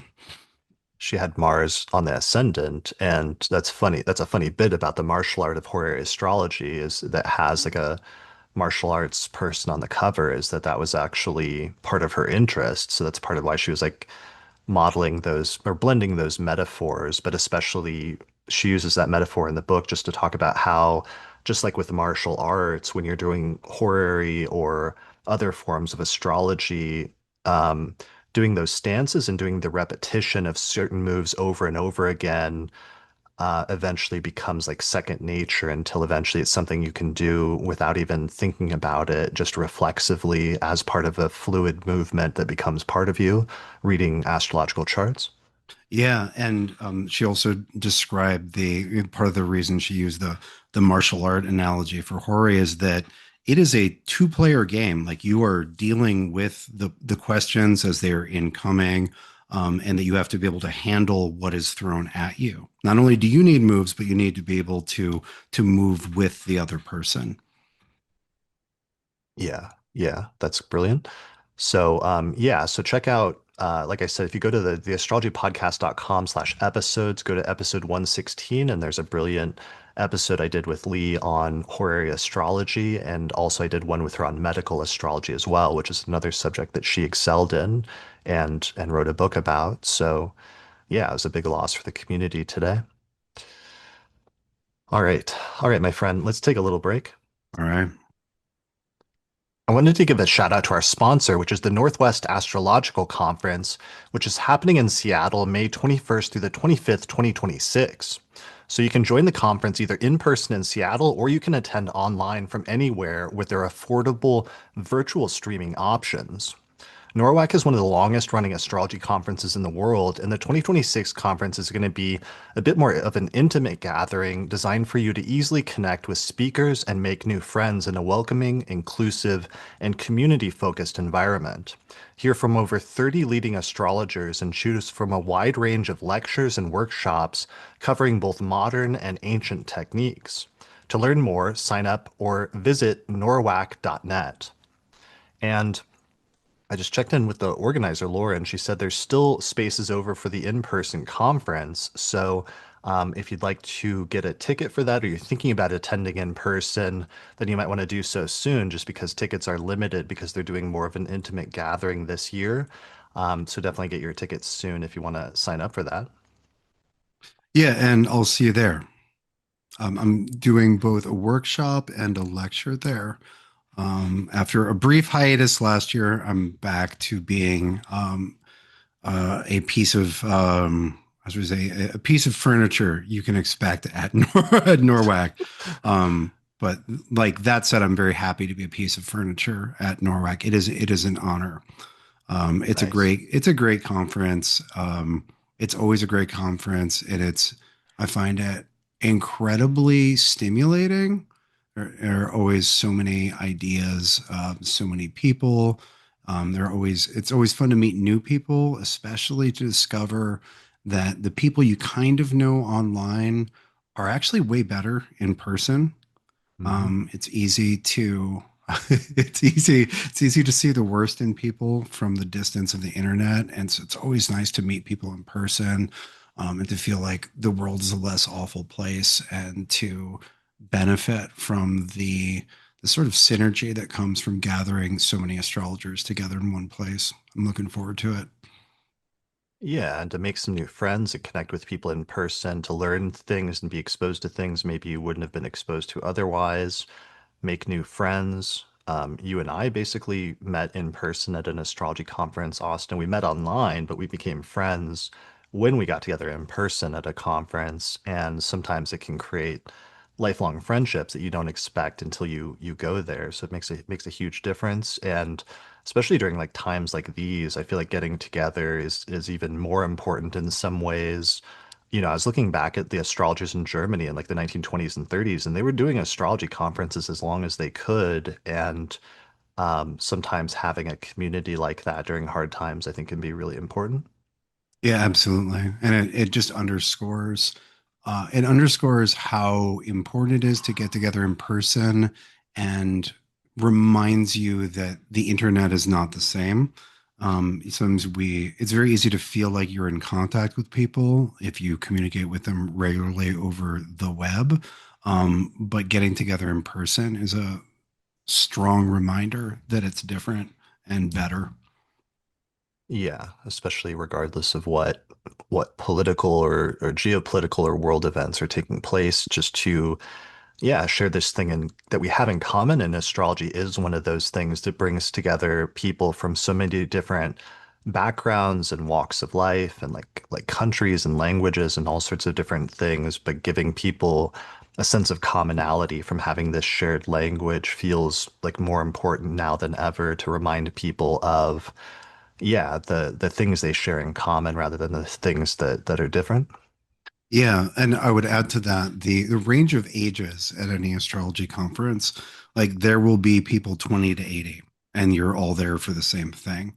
And in more day-to-day life, a lot of people tend to gather with people closer to their own age, which is fine and makes sense. But it's also nice to realize that you're part of a thing, that multiple generations are, excuse me, are participating in and have been participating in. Absolutely. Yeah. And if you do attend the conference in person, like do me a favor and like go up to different people and introduce yourself, especially if there's anybody. I think it's hard sometimes when people first attend a conference, they may not know anybody and they may have a harder time if they don't know anybody yet. Whereas a lot of the people that do know people are like catching up and reconnecting with friends. But yeah, if you see other people, especially if it's their first time, go up and introduce yourself. And sometimes you'll make really great connections and friendships that'll last a lifetime. And additionally, for those that are not attending in person, if you can't attend in person, you can attend online, and that's what I've been doing the past few years. And yeah, you can still get a lot out of the online streaming option, and it's really great that NORWAC has been on the leading edge of making that an option for people that can't attend and integrating more of the online community in a way that feels really good and really inclusive. So I'll be there probably in the audience as well this year. Nice. Yeah, so check it out at norwac.net, and I'll put a link in the description below this episode on YouTube or on the podcast website. All right, my friend, let's transition into talking about the astrology of April. It's going to be a big and eventful month for some of the reasons we've already mentioned like multiple times at this point, but let's do a deep dive into the astrology and really start talking about what is coming up. So here's the planetary movements calendar that shows where the planets will start at the beginning of the month and where they'll end up by the end of the month. And as you can see by this diagram, all of the planets are in a very specific part of the zodiac where they're practically all moving through the sign of Aries. And At one point, I know you note, Austin, that around the time of the new moon that takes place in Aries, when the sun and moon conjoin in that sign, we have practically, what is it, like six planets all in the same sign, right? Yeah, we've got Sun, Moon, Mercury, Mars, Saturn, and Neptune all in Aries. Crazy. So that's a huge stellium that reminds me of the huge stellium that happened in Capricorn earlier this year in June. Sorry, in January, especially around the time of the US invading Venezuela. And we have once again another huge stellium, which is going to be important for all of the like recurrence transits that's going to set off and activate in history of different people in the past who either had Aries stelliums or have specific conjunctions between some of the planets that are again going to conjoin this month, like Mars conjunct Saturn or Mars conjunct Neptune or Mars, Saturn, and Neptune all conjunct, or the quadruple conjunction of like Mercury, Mars, Saturn, Neptune. There's a lot of combinations all coming into focus this month. There sure are. It's we can say that the action of this month is very focused, and it's very focused in Aries, which gives things a fiery, kinetic, powerful, uh, dynamic. Trying to not use dire words for a second, but yeah, very kinetic, dynamic, powerful, fiery, explosive, bloody minded set of combinations. Yeah, one of the things it reminds me of is especially this Mars-Saturn conjunction that's going to peak mid-month, is it reminds me of the stellium that happened in like March and April of 2020 when the COVID lockdowns hit, especially in the US, and that Mars-Saturn conjunction, especially that happened in Capricorn and Aquarius, and everything just suddenly like ground to a halt. And it's weird because that's contradicting energy this month in terms of it's happening in what is usually a sign, the sign of Aries is a sign of like movement and forward momentum and speed and other things like that. But then all of a sudden, Mars is running into this conjunction with Saturn, which usually has this impact of slowing things down, of bringing things to a halt, of things coming to a screeching stop, just like slamming the brakes on your car is like the common metaphor that you and I have used for years of Saturn, of Mars Saturn. And Mhm. in one way, I mean, that's going to be the energy of this month in one way in general. But of course, like geopolitically, I can already, it's giving me 2020 vibes because I'm already seeing pictures in like other countries of like fuel shortages and like people running to get gas and gas being rationed and things like that. And realizing that there's like these waves of something coming that hasn't hit yet, but you can see it on the horizon and we can see a peak of it coming up here this month with the Mars Saturn conjunction. Yeah, absolutely. And so that the not just the contradiction, but the friction between putting pressing the brake and the gas to the floor at the same time creates a lot of stress, right? Like that's a good way. That's a good way to destroy a car. Because it's not just that, like, even though the result may be very little motion, the motion is actually contained within the structure and acts to degrade or destroy the structure. And internally, for an individual, a lot of times that feels incredibly frustrating, right? Because you're trying to do something, but there's so much resistance that it's that it's difficult. Or we could also just see it as needing to lift a tremendous weight, right? Where the resistance is the inert, like the raw mass of something, and you're having to use everything within you to barely budget. And as we've described both in advance and in retrospect over the last many years, the Mars Saturn conjunctions on a macro level, on a historical level, are most unfortunate. They describe very difficult periods of time. We were using them during the COVID peak to literally predict when the death tolls would spike because they coincided very cleanly with when things would get worse. And so New variants kept showing up every like Mars-Saturn alignment, especially conjunction.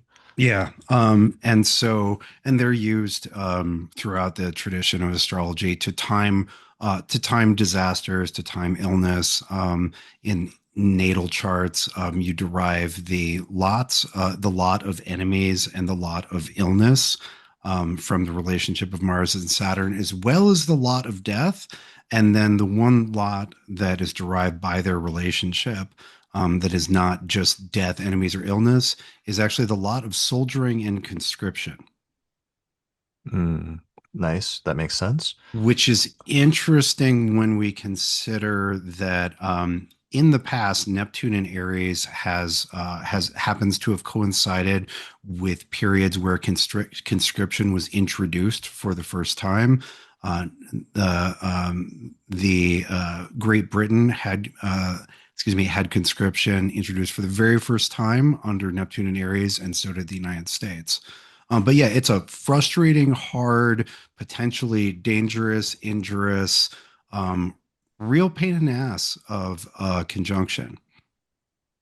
Yeah, it is traditionally the most negative alignment of the two malefic planets in traditional and ancient astrology of Mars that has the extreme of hot, fiery nature versus Saturn that has the opposite extreme of this cold, dry nature.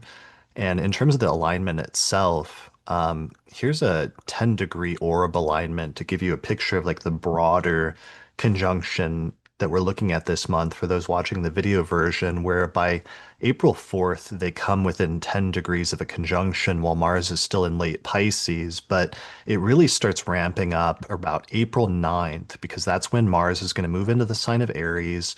And then very quickly, we're going to see that conjunction start coming into focus rapidly before eventually peaking around April 19th, when the conjunction goes exact around 7 degrees of Aries.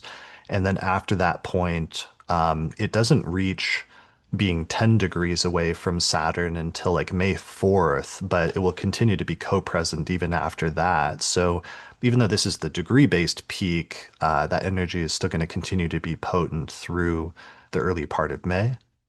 Yeah, it's absolutely the center of the show in April. There are a lot of planets in Aries, but in many cases, the planets travels through Aries gain import because they're visiting this Mars-Saturn conjunction, and most especially Mercury, but Neptune, and we'll talk about them individually. But the one thing to remember about April is that's when we have the Mars-Saturn conjunction in Aries, which, Yeah. as we discussed earlier, does not augur a cessation of hostilities or difficulties for the world, but instead predicts an intensification of many of the difficulties and the suffering already underway.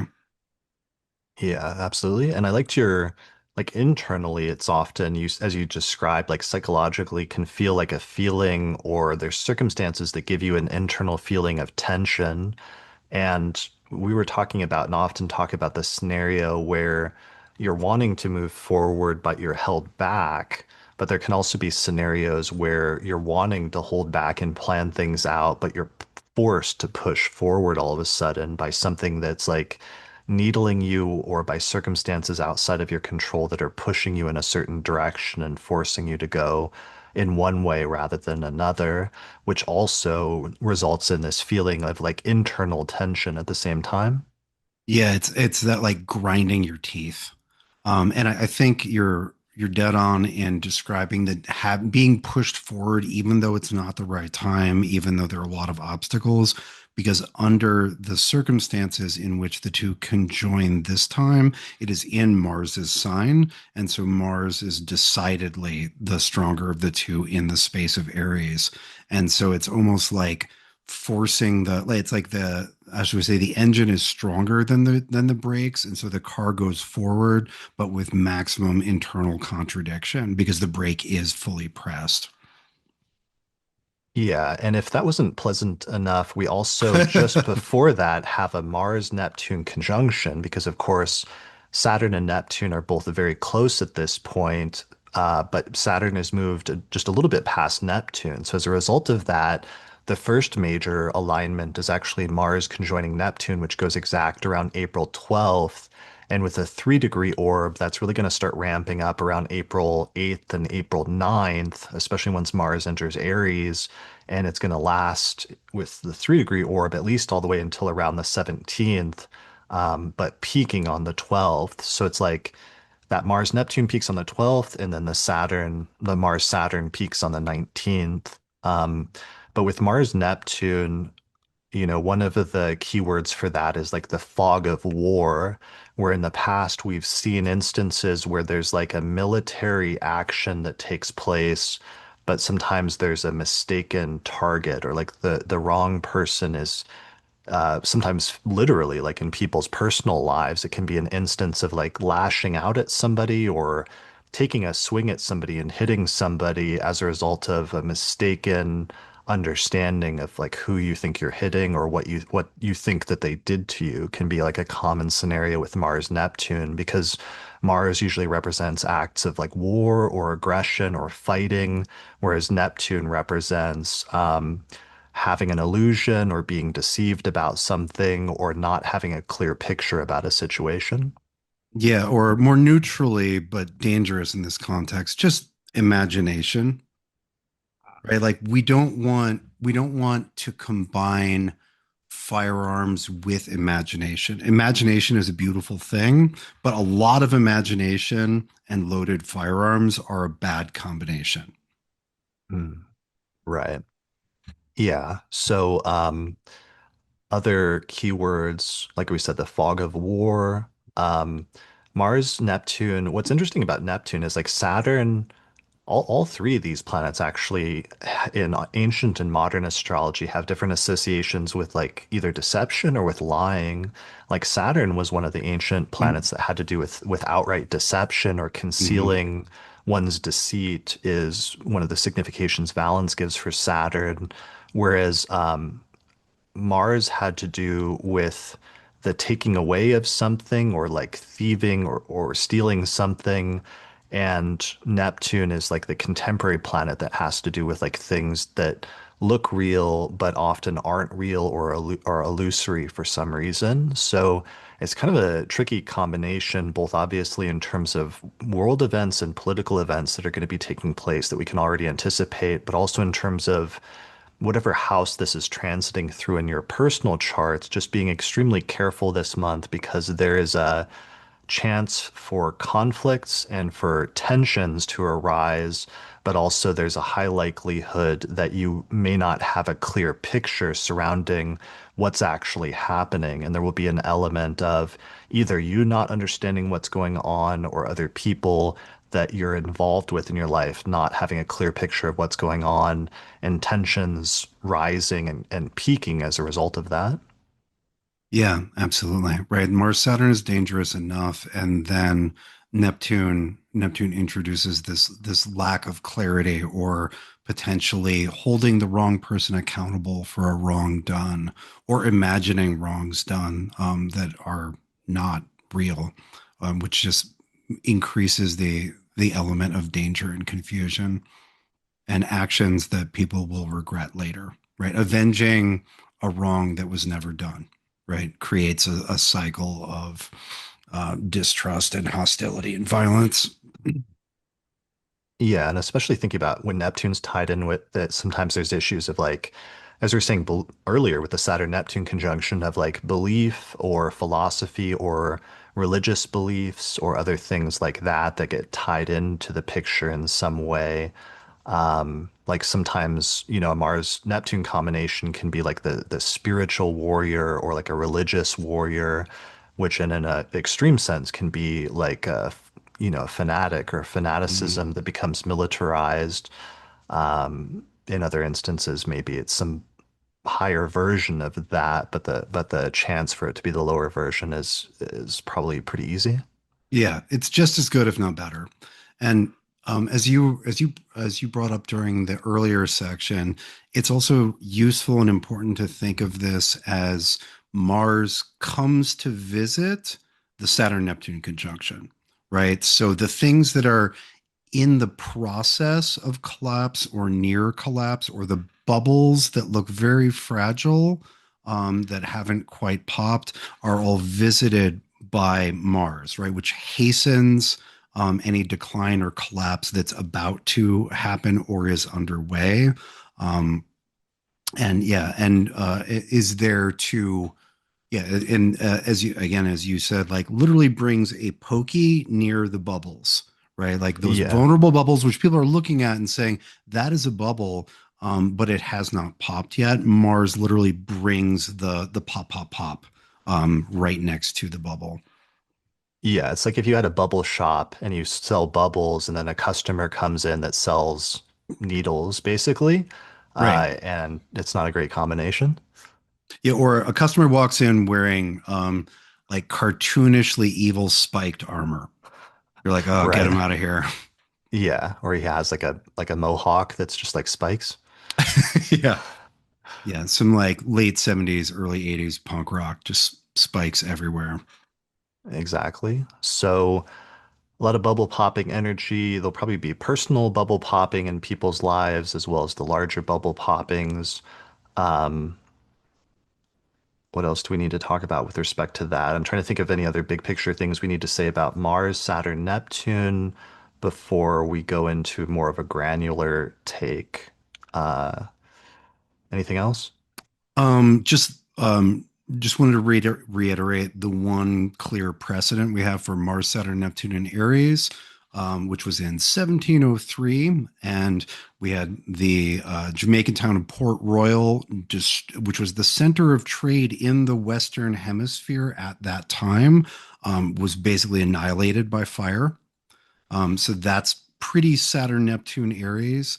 Um, in that we have the fire. We also have a disruption of trade. We also have potential like destruction on islands, which again is very resonant with what the near future looks like at this point. And then it was also during that point, Chris, if you'll remember me banging on about the 47 Ronin incident that Mm, occurred, that was during a previous Saturn Neptune conjunction, which was a famous incident in Japanese history where a group of 47 Ronin avenged their former, I don't know what the term is, master, their former lord, with like a crazy surprise assassination, and then were arrested, and then all were all allowed to commit suicide. It's a both a thing that happened as well as a literary thing that involves the Mars-Saturn, because it was a literal killing to avenge another killing that ended in suicide, that ended up echoing in a literary way. The actual act of assassination, which was later punished, was during the Mars Saturn Neptune conjunction in Aries. So as Port Royal burns, the plot of the 47 Ronin to avenge their lord takes place. oh wow. Okay. Right. It's literally Yeah. crazy samurai murder revenge um, thing that would echo throughout history occurs during the last Mars Saturn Neptune conjunction in Aries while Port Mm, Royal burns. wow. Okay.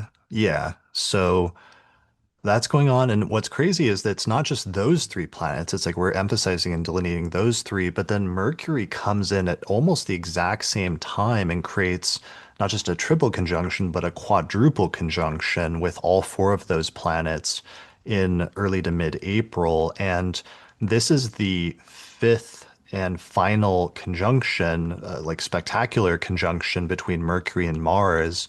And here's a diagram that Paige, our graphic designer, one of our graphic designers made for us, Paige Herbert, showing these five conjunctions. And the first one was way back in October in Scorpio. Then there was one in November in Sag. Then, of course, the one in the middle of January in Capricorn. We just did the retrograde one in Pisces in March.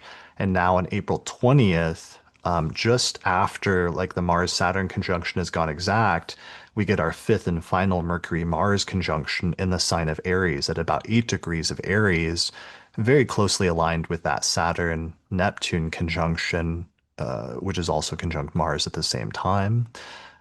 So, I forgot to mention earlier that, these don't happen that often. They happen in pairs every 15 to 17 years. There'll be two of them that are separated by two years. But there was one that happened back in 78 and 79. Look at this. There was five Mars Mercury-Mars conjunctions, and it started in like November of 78, then February of 79, April 2nd of 1979, and then finally May 6th of 1979 in Aries. So we have that repetition as well as the one I mentioned earlier in terms of the 2008, 2009 depression onset, as well as the 1929, 1930 depression onset that also coincided with this somewhat unique series that only happens every 15 to 17 years. So, Right. yeah. Right. All of which confirm that basic association, that linkage that we were discussing earlier between Mercury and trade. Yeah, Right. and the markets. We're and well, if there's no the markets will reflect trade going poorly. And so just like our last March Mercury Mars North Node disaster coincided with a significant decline in the capacity to trade because goods couldn't move. We have this is our fifth and final, and not only is it Mercury Mars again, but like March, there is another malefic. There's Saturn right there, and so this is another instance of a spectacularly afflicted Mercury, not just the Mars Mercury, but with another malefic um, present by conjunction. And so we would expect mercurial conditions to get or to not improve or to worsen even during the middle of the month when this is very active. Yeah, and one of the things that Mercury is always said to do in ancient astrology is to exaggerate or emphasize or exacerbate whatever planets that it's with and to take on their nature, whether they're benefic or malefic, but then also to magnify them. And so it's like Mercury's coming in, it's taking on the nature of like Mercury-Neptune, which is usually somewhat deceitful alignment. It's taking on the nature of Mercury-Mars, which is a combative, argumentative, interruptive type of alignment. And then it's taking in the character of Mercury-Saturn, which usually is a bit more like restrained and like planning things out. But it's in a very close like tension with the other Mars and Neptune aspects. Yeah, absolutely. Absolutely. So let me put up the actual chart so that people can see what this looks like because we've been looking at these alignments in isolation, but this is what it looks like when Mercury goes in around the time of that new moon in Aries, and we get these six planets all at the same time in the middle of the month in that sign, and then eventually Mercury catches up to Saturn and Mars just after their conjunction, so that all three planets at one point are in the same degree at 7 degrees of Aries. Yeah, it's spectacularly focused. Yeah. Um, okay, so let's go back to well, there's one other big like picture thing that I should mention, which is the Uranus ingress, Yeah.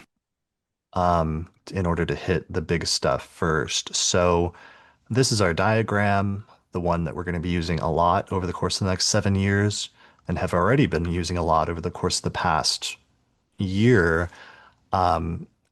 So we see Uranus is going into the sign of Gemini, April 25th, 2026, and it's going to stay there all the way until May 22nd, 2033, when it finally moves into Cancer for the final time.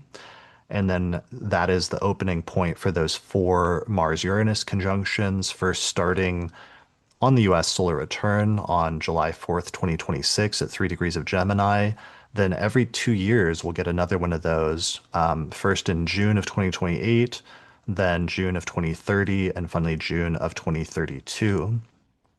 So, this is a really big shift in terms of outer planet alignments, and we've been talking about it for years and anticipating it. Like I said, it was like episode 10 or something of the astrology podcast with Nick was about Uranus and Gemini and what that meant coming up. And Nick in that episode predicted a major war breaking out in 2025 and 2026 when this ingress takes place. And it's kind of stunning now in that we're there, that we're literally seeing it unfold almost perfectly in terms of that ingress happening this month. Yep. So, other things though to personalize it, obviously changes in technology, in transportation, in language are other major themes with Uranus and Gemini. And for people's personal lives, you probably got a preview of what this transit's going to be about between July 7th and November 7th of last year when Uranus first dipped into Gemini.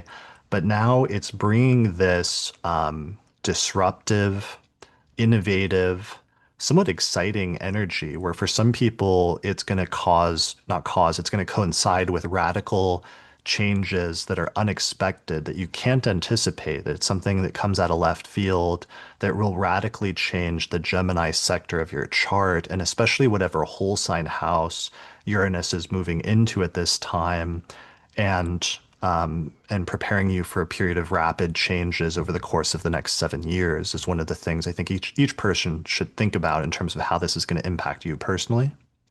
Yeah, absolutely. And even though Uranus and Gemini is always marks a crazy period of history for the United States, it's not as uniformly, how should we say, violently disruptive as an individual transit. Like that's the US chart. It has Mars with Uranus. Like most of us don't have Mars with Uranus in Gemini. We're not Hmm. doing that, right? Um, Uranus as as a transiting influence, especially in Gemini, is just bursting with new ideas, right? Some of them are bad, but it's bursting with new ideas. It is in every way the enemy or the antidote to stagnation. And it's, I think a lot of people are going to experience, oh, this is the way around that, or this is the way to solve that, or this is something I can do. And I didn't even know this was an option before. Uranus will show like a way that nobody even thought of to get from point A to point B, rather than right. We're just rather than being stuck with the same old options. Uranus and Gemini literally offers a whole new angle or a whole new approach to a problem.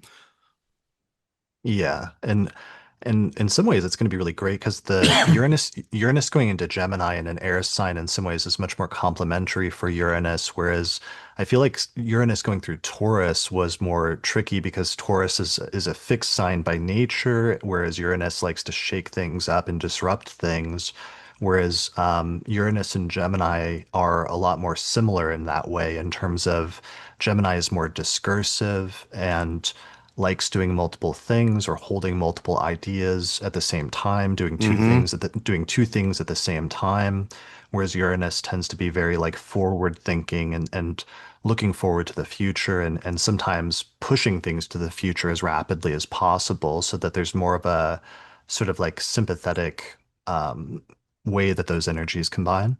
Yeah, absolutely. And if we think about one of Uranus's like core significations, which is its connection to the idea of liberty or freedom, um, Gemini offers a lot more liberty or freedom to say and do 100 different things, whereas Taurus, being an Earth sign, so it has a certain weight to it as well as being fixed, is by nature not as open to experimentation and presents less options. And another positive thing about the history of Uranus in Gemini is that basically almost all of the important things that have happened in the history of the larger ideology or philosophy of political liberalism, not like the current faction that gets called that in the United States, but like the idea that personal free individual freedom should be significantly prioritized in the formation of any government, right? Like that like the how should we say pro liberty philosophy, which the United States was basically built around the history of both the thought and enactment of that tradition gets a huge installment and usually a refresh that makes it stronger and healthier during the time that Uranus is in Gemini. And of course, there is no history of liberalism without also bringing with it democracy. And so I, for one, would love to see the ideals and enactment of pro freedom and democracy like refreshed. It's not been looking great recently. And so I hope that this installment brings with it another some fresh shoots in that particular strand of political thought. Yeah, that's a really great point. I'm glad you said that. Because yeah, it does make you think of all those guys like Thomas Paine and people that were like writing around the time of the American Revolution that were their writings and the way that they were speaking and communicating, which is kind of like a Gemini type thing, were inspiring revolutionary ideals that did shake up and change the existing structures of society at that point. And then similarly, in the middle of the 1800s in the US, we had similar things happening in terms of emancipation and the end of slavery and other things like that that were also being motivated by sometimes by writings or by literature and by discussions that were happening amongst people that led to actual tangible changes. So that could be one of the brightest parts is unfortunately sometimes there's a culmination or things head to some sort of critical juncture where things get really bad first, but Yeah. it reaches a point where things get really bad and then that is what like forces change eventually as well. Yeah, right. Like the United States had to fight a civil war to actually live up to the promise of individual rights for all of the citizens, right? Like the result, looking back, it's like, oh, the result is good, but the if you were heading into that crisis, and in many ways we are heading into a crisis rather than looking back on it, it looked pretty grim. And it's also worth noting that the ideals which were in became part of the Declaration of Independence were actually written down and widely discussed and disseminated exactly 1 year in a cycle earlier than that when John Locke published all of his major works, right? So this history of this kind of thinking times with Uranus and Gemini well before the American Revolution. Hmm. Okay. Yeah, so that's something we'll be paying attention to that'll have an onset with Uranus going into Gemini this month. And it'll be important for us to note, are there major discussions like that that start to arise? Because whatever discussions, one of the things we can all pay attention to, not just in terms of mundane astrology, in terms of news events, but also in our personal lives, is anytime a planet, especially an outer planet, moves into a new sign, you're going to start seeing changes happening in an area of your life that corresponds with the part of the chart that it just moved into. And you might not think those are going to be a big deal at first, but in retrospect, you realize that was the start of some major changes in a new chapter of your life that coincided with the ingress of that planet into that sign. Yeah, 100%. And yeah, so like think as we get into this to Uranus back in Gemini, like at the end of the month and for the next couple months, like pause for a second and see if anything from like basically last summer comes up that maybe didn't seem that significant at the time, but it's repetition. Like, oh, this idea is back again, this option is back again because this will be the second time that Uranus has gone through those same degrees of early Gemini. Absolutely. Yeah. Okay, so let's back up and let's go look at the charts for the beginning of the month to do more of a granular breakdown of stuff now that we've talked about the big overview of the major things. So here is today, and oh yeah, right, right away. This is the chart for the beginning of the month because we open the month right away with a full moon in the sign of Libra, and we get our first lunation of the month already as soon as we open. Yeah.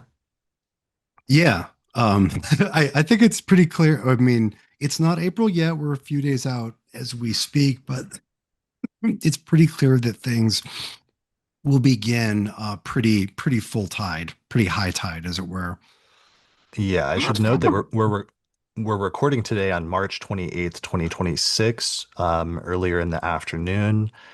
And yeah, so full moon in Libra. One of the things that's nice is for the first few days of the month, Mercury's applying to trine Jupiter, and it doesn't complete that trine until it clears it. It looks like by like April 3rd.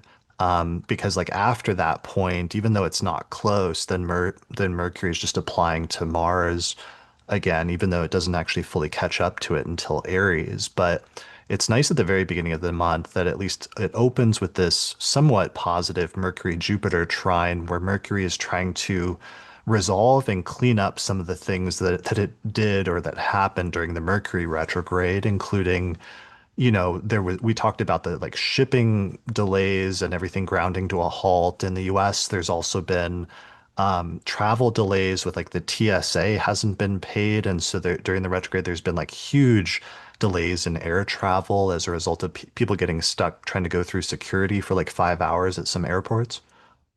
Yeah, and so not only do we have this Mercury Jupiter trine, which is as you put it well, like is literally going to try to help us at least remedy or repair or improve some of the difficulties which have been incurred, but both the Sun and Moon in at the time of this full moon are applying to an aspect with Jupiter, right? It's Mercury is Nice. applying, so is the sun, and so is the moon.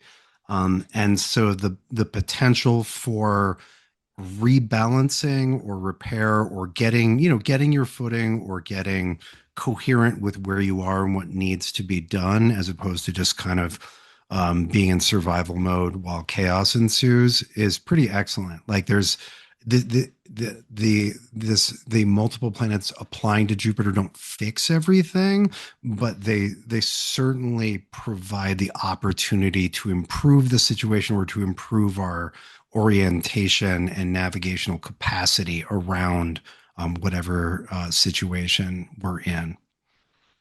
Yeah. And the ruler of the full moon in Libra is Venus, which has just recently moved into her home sign of Taurus. And she has to get through this tough aspect with Pluto at the beginning of the month. It culminates, I think, on April 3rd when Venus squares Pluto from 5 Taurus to 5 Aquarius. But once she clears that, it's kind of smooth sailing because then Venus is applying to a sextile with Jupiter all month, which eventually culminates around April 12th. And it's one of our most positive aspects of the month, which is weird because it completes just as our most negative aspects of the month are starting to ramp up because we can see Mars conjoining Neptune at 2 degrees of Aries at this time. And then after that, it'll start moving into pretty rapidly that conjunction with Saturn. But Venus in Taurus is a highlight this month once it clears that square with Pluto. Yeah, Venus is one of the only planets that's not in Aries for the for 2/3 of the month. And Venus is not only in great condition in Taurus and completely off angle, kind of in a position to be unaffected by the craziness happening in Aries, but then also, as you just said, forms this lovely sextile with Jupiter. And so there's this weird little pocket of like joy, leisure, ease, excellence, like in this one little area of life, even though there are firestorms raging not far away, like there's this beautiful little pocket, this 12th of the zodiac, where things actually look pretty, like not just okay, but like actively great. Yeah, especially if you have something around 16 degrees of one of those two signs, let's say Cancer or Taurus, or one of the signs that's closely aspecting that, it could be a positive little thing that happens just before. Like I was noticing there was somebody that was like booking a trip, for example, I saw, and they were doing it for this right before things get like really heavy just a few days later with the Mars-Saturn, and I could see some people squeezing in some good things there.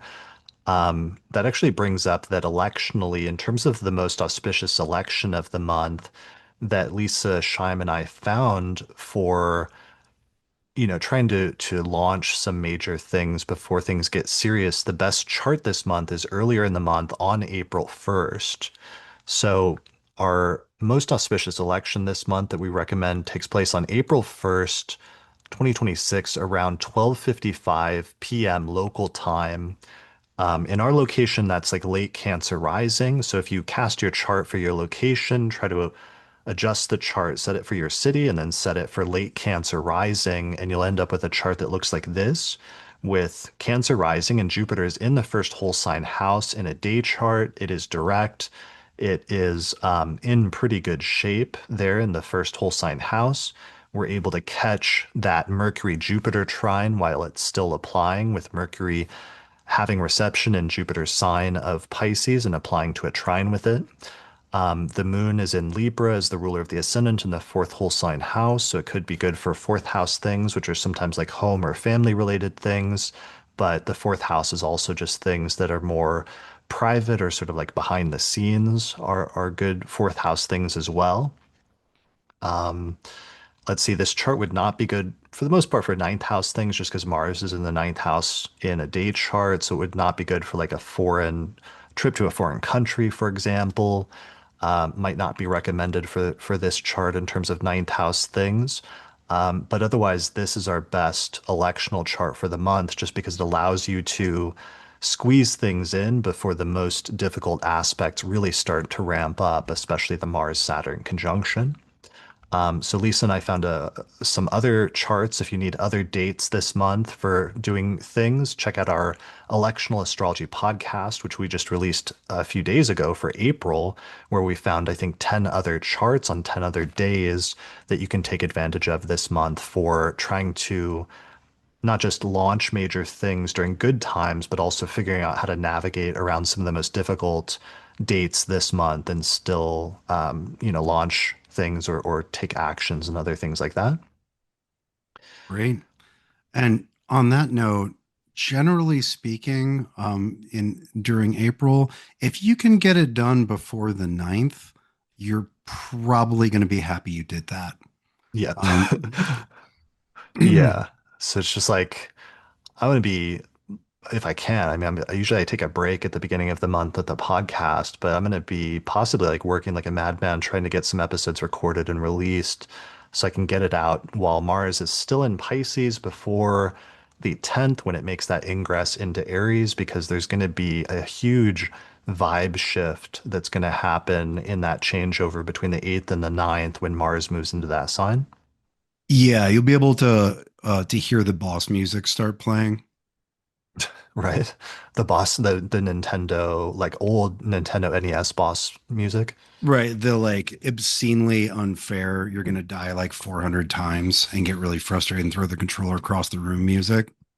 like the original like Teenage Mutant Ninja Turtles game type. That's a Yeah. deep, deep cut. Okay, so before one really quick one to mention, because Mercury clears the trine with Jupiter on the second and the third, which is too bad. Venus squares Pluto on the third. Can we just mention a keyword for that? Like sometimes it can be like manipulation and in relationships or issues of power and control and power dynamics that come up in a relational context.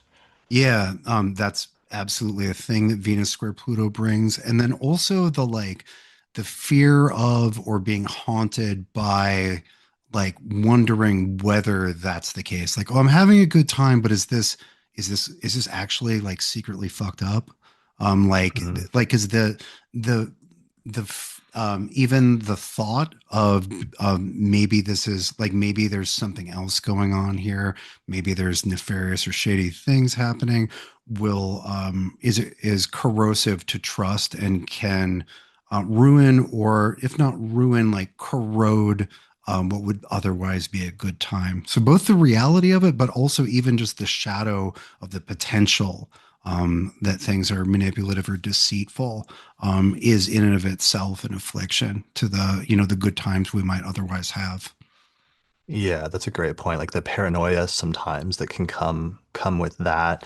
And it's like that aspect gets triggered and set off by the moon going into Scorpio the same day on the 3rd and then squaring Pluto at 5 Aquarius and opposing Venus.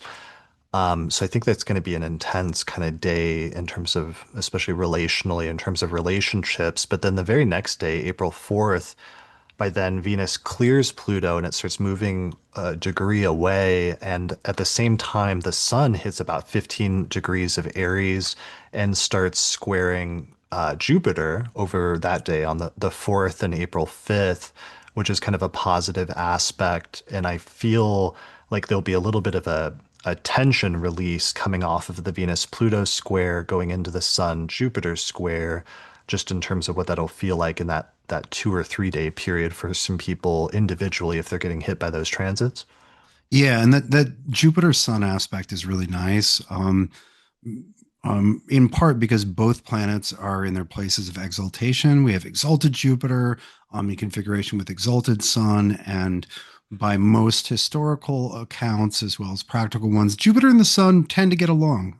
They don't have a hard time mutually supporting one another, and so there's a brightness, and in this case, like a not just a like a positivity, but also a positivity born of seeing how things could work out for the better, or seeing ways in which, like, literally seeing the bright side, but also seeing how moving forward, like things might not be as dire on an individual level as they might have seemed only days ago. And that's particularly relevant because the sun before before making this aspect to Jupiter was bound up in conjunction with Saturn and Neptune, right? So like the pessimism and harshness of the conjunction with Saturn in particular helps us to see the worst ways things could go, and to feel less able to rise to the challenge. Whereas Jupiter is a supportive and look at the bright side influence, and so the contrasting situation of the sun is nice. It's nice that it gets this little boost, this little support from Jupiter.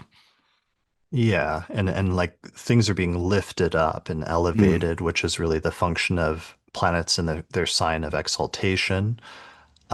So that aspect culminates on April 5th, but after that point, the sun starts separating from Jupiter. And this is when we get into basically the next major aspect after that is Mars ingressing into Aries on April 9th.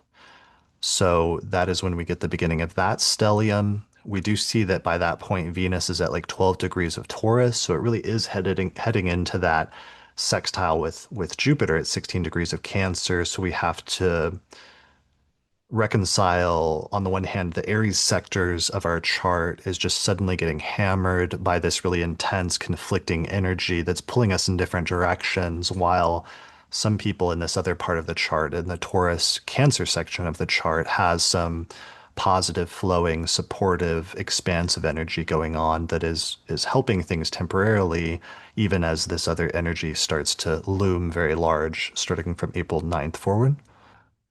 Yeah, and there's a real contrast there. There's like some double benefic, excellent, pleasant feelings over here, but that isn't interfered with, nor does it fix the growing intensity and urgency of what's happening over there in Aries.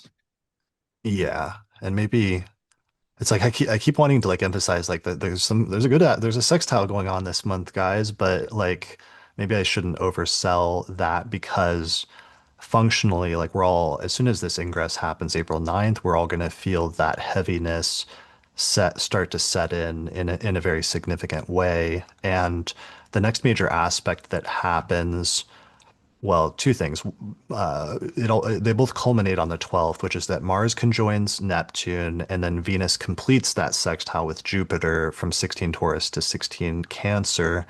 So on the one hand, you have, as we talked about before, Mars, Neptune, and this idea of wanting to push forward or wanting to head in a specific direction assertively and aggressively, or sometimes even in a militant way, like sometimes striking against something, but not having a clear idea of where you're going or who you're fighting against, and that energy kind of peaking at that time, at the same time that the more positive and supportive Venus-Jupiter aspect completes. Yeah, yeah, and another version of that Mars Neptune might be having a lot of get up and go, really feeling your fight or your desire to take on a challenge to try to kick some ass, but being very confused or uncertain about what to actually do with that or where that should go, because that's a really strong Mars, but the Neptune is like, and can make it confusing as to what do I do with this. Mhm. Right. Yeah.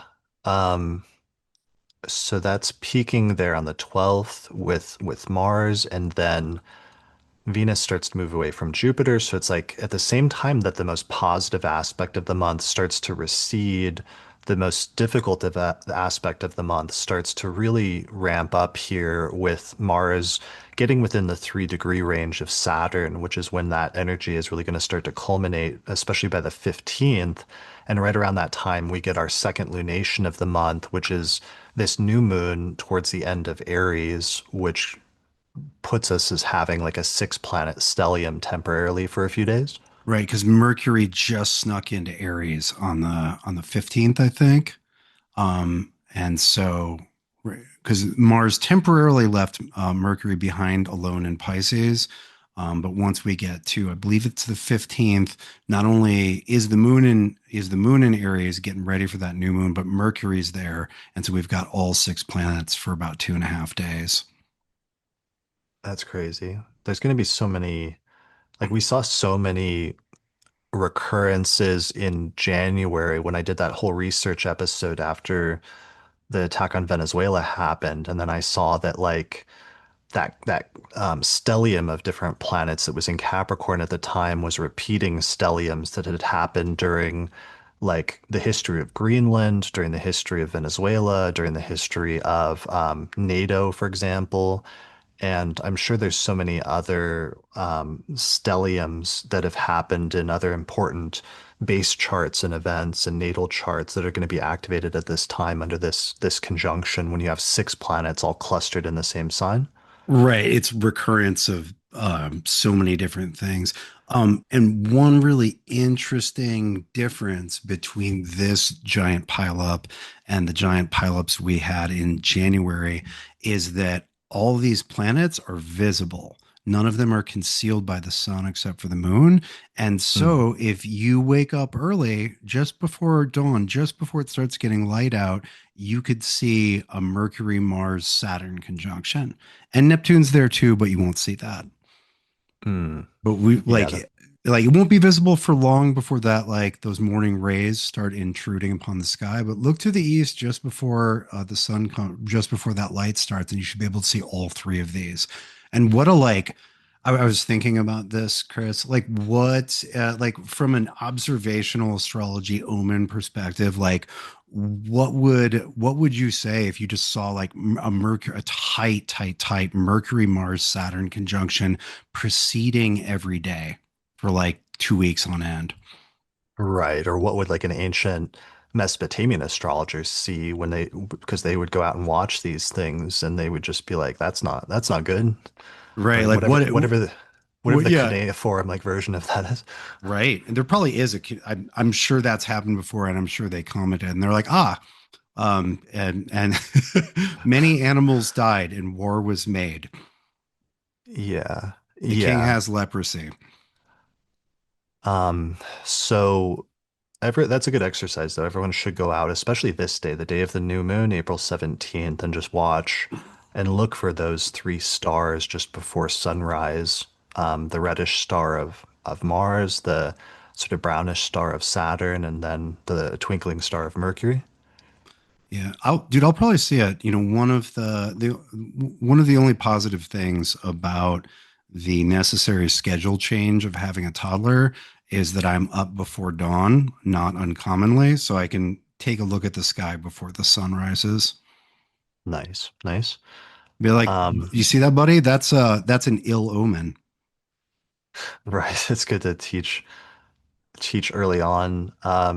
Okay, Aries stellium. What is the Aries sector of each of our charts? The Aries sector of each of our charts is going to be super activated this month, especially by this new moon. Are there any? I mean, I can't believe like Mercury is exactly conjunct Neptune and conjunct Mars at the time of this new moon, really imprinting the next lunar month with that signature, and especially the next 2 weeks from this point until the full moon. With Mercury, especially, you get the unclear communication and sometimes deceptive communication. And with Mars, you get the aggressive communication as well as sometimes severing of communication lines, or we've seen a lot of like technical interruptions coming up over the past 6 months during the Mercury-Mars conjunctions. Yeah, for sure. Yeah. Anything else about the new moon specifically? Well, just that, from the 15th, when both the moon and Mercury join Mars, Saturn, Neptune, and the sun in Aries, that begins the most intense week of our Mars, Saturn, Mercury, Neptune thing, which is going to do big things and little things and 30 other things as well. Yeah, that's a really good point. So it's like April 14th to 15th, Mercury enters into Aries and then it activates those other placements, and then the moon enters at the same time. So we've got like a couple of days lead up to that. And then it all builds up to April 19th when we see the that Mars reaches 7 degrees of Aries with Saturn, and then Mercury somehow gets there at the same exact time. Yeah, and so they're all in the same degree for a little bit. Wow. Okay. Okay, so that's the culmination of that energy of the internal tensions as well as external tensions, as well as the like the tearing apart energy, which sometimes comes with Mars Saturn, of Yeah. a structure literally like crumbling or being torn apart at that time. And then sometimes the stress test of that also creating something new, because what survives from that sometimes can end up being stronger if it survives these intense motions of like forward and backwards movement that are pulling it in opposite directions. Yeah, that like shearing intensity. But yeah, like what survives is both sort of ordained by the malefics, right? Like it's strong enough to have, it's durable enough to have survived that. And then also, generally if it's a company, right, and it's in a field that gets devastated and it survives that, then not only does it get to continue existing, but its competition is decimated, right? Like the situation is improved simply by getting through it, because others will not necessarily.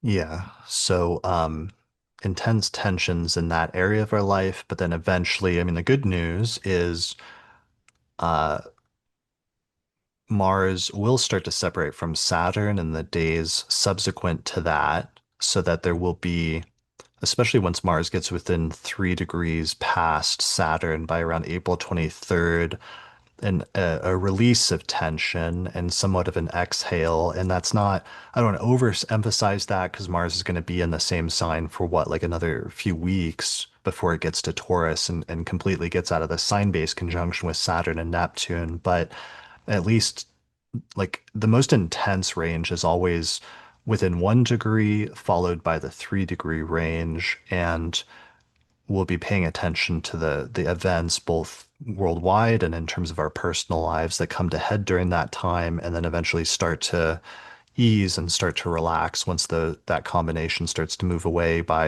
April 23rd or so. Yeah, I would liken it to like slowly loosening a vice, right? Like Mm. the pressure doesn't suddenly release, but there's just like it gets a little bit less intense, a little bit less intense, a little bit less intense, just like unscrewing the mechanism that's holding, like crushing together and creating so much pressure. Like every day, it's just like a little bit, another wind of the vice opening. Yeah, and sometimes we've talked about in the past just having to do a huge amount of work and extend a huge amount of energy over an extended period of time. And this just being a very hectic time where people are having to push themselves to their limits. And in some instances, some people might have push themselves past the limit and have to deal with the consequences of what comes when you've pushed yourself too far. But in other instances, people will find that their limits can be pushed far further than they ever expected, and they're able to rise to the occasion because in the moment of an emergency, they're able to dig down deep and find that power within themselves. Yeah. Yeah. There's a whole set of positive experiences and realizations that can come out of the Mars Saturn pressure and realizing that you're capable uh, of uh, of thriving or excelling under deeply unfair circumstances. Yeah. And one part to speak to that also that I like is because Jupiter is later, it's at like 17 going on 18 degrees here. Some of those planets will start running into Jupiter after this. That sets up a nice sequence where, for example, Mercury will complete a square with Jupiter around April 25th and 26th. So it's like Mercury goes from the intensity of that conjunction with both of the malefics and the tension and strife and discord associated with that to having a little bit of relief once it hits Mercury, Jupiter at that point. And I'm like on an individual level, I feel like that will be experienced as some easing of tensions or resolution of certain things, even though on a mundane level, I'm a little nervous because we see like Uranus has just gone into Gemini at that point. So in the world stage, things have ramped up and a new chapter will be dawning. It will be clear to all of us by April 24th, April 25th, that we're all entering into some new stage in world history that is troubling at the same time. Yeah, I agree, and I think that's an important differentiation. I think individual circumstances will ease much more significantly than macro global circumstances. Right. And Um, yeah, and as just to follow up on what you said, so Mercury is the first to escape, and then get a cool drink of water and maybe a little nap, courtesy of aspect with Jupiter. And Mars will be moving towards that the rest of the month, which how should we say, will cool Mars down a little bit. Mars is different.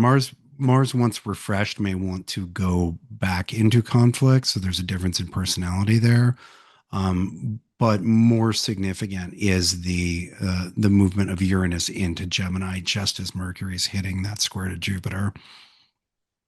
yeah, it's like that Mars-Jupiter alignment will be good for Mars and bad for Jupiter.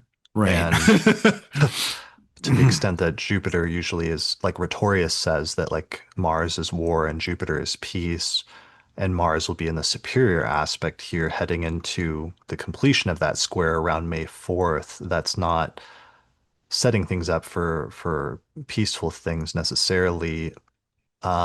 But it's interesting with the Uranus ingress that Venus just happens to conjoin Uranus right before the two of them move into Gemini, so that there's one final Venus-Uranus conjunction around April 23rd, which can sometimes be kind of like an exciting aspect relationally of like doing something new or finding something new that you enjoy, having a connection with a new person that's exciting and innovative, or yeah, just generally good times.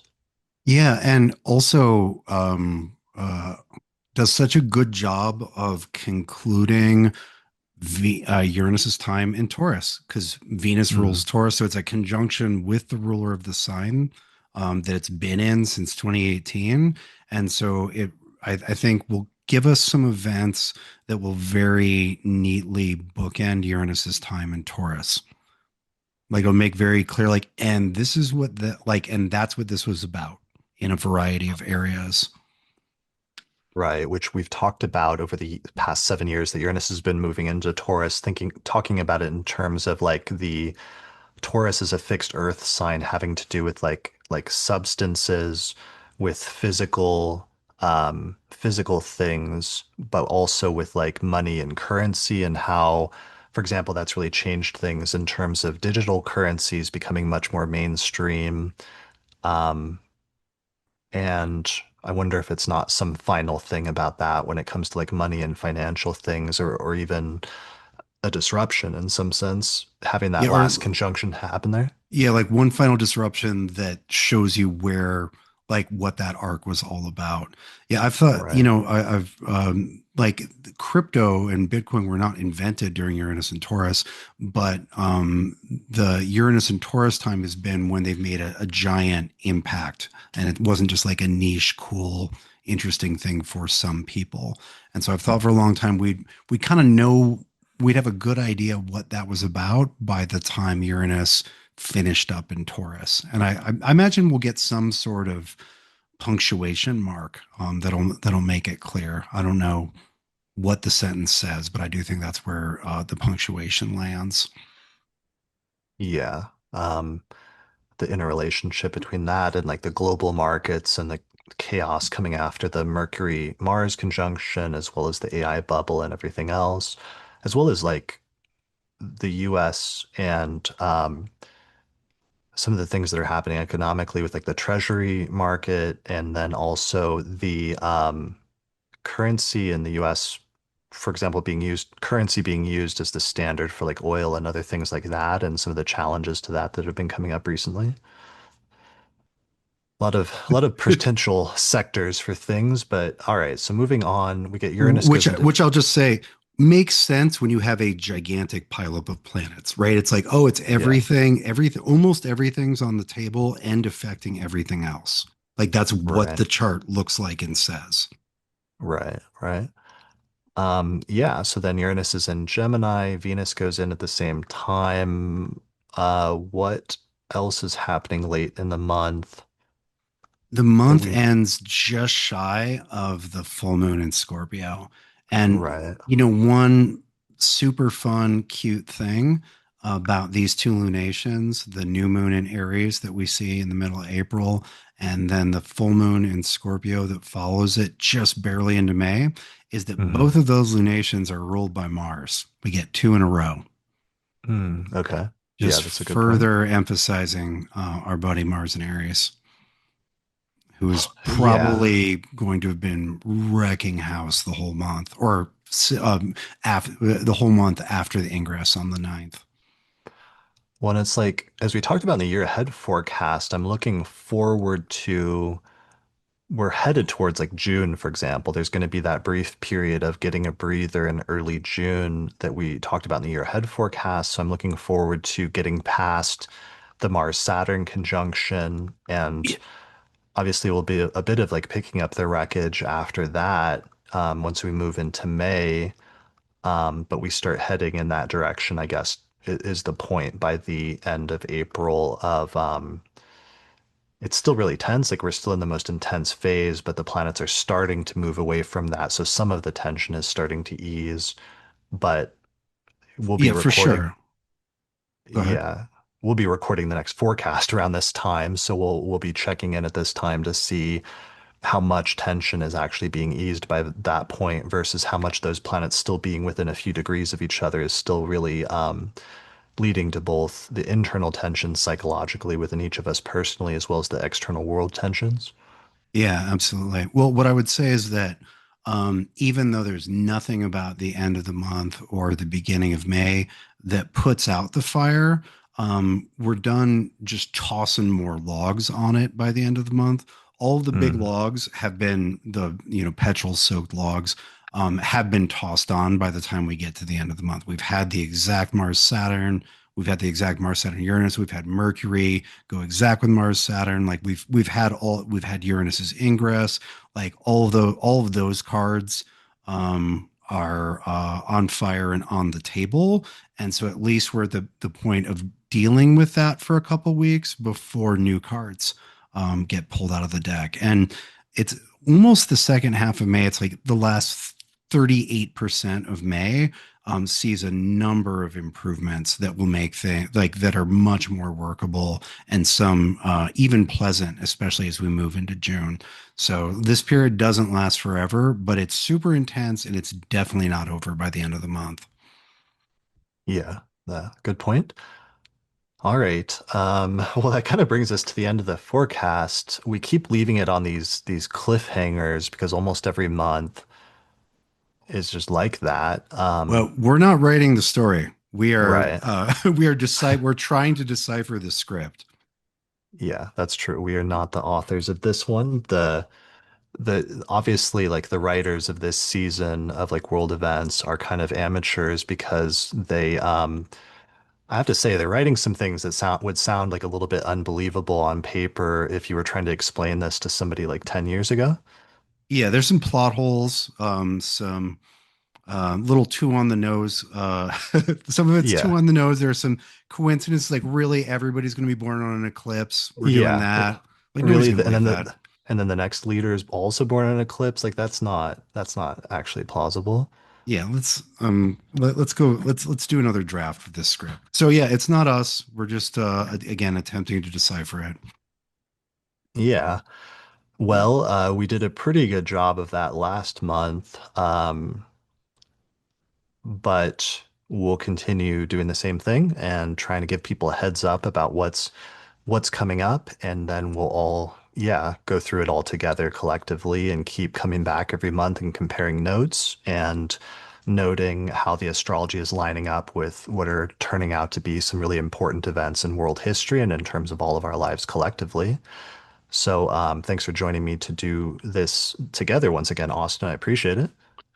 Of course, it's a burdensome honor to be talking about all of this as it occurs and just before it occurs and just after it occurs.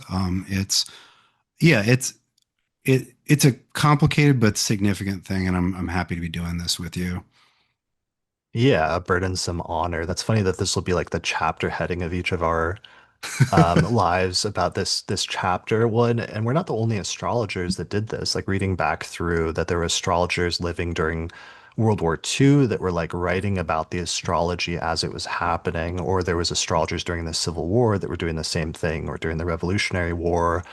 Um, we're doing the same thing that astrologers have been doing for literally 4,000 years now, and just living through the events and also documenting them at the same time, and then passing that information on to future generations. Yeah, and trying to find a heads up and share it before things actually happen to be able to maneuver a little bit better through troubled waters.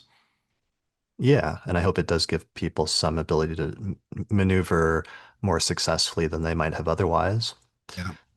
Speaking of maneuvering, what do you have coming up? What are you working on this month?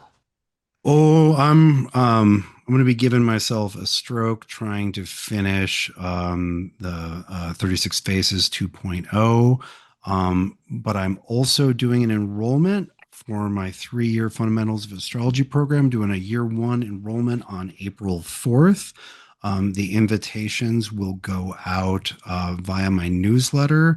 So subscribe to that so you can get the invite. It's a limited enrollment, so those are usually done in a couple hours. Sometimes they last as long as 6, but the seats fill up pretty quick. So if you'd like to be part of that, go to my website, austincoppock.com, and say, yes, I would like the to be on the mailing list.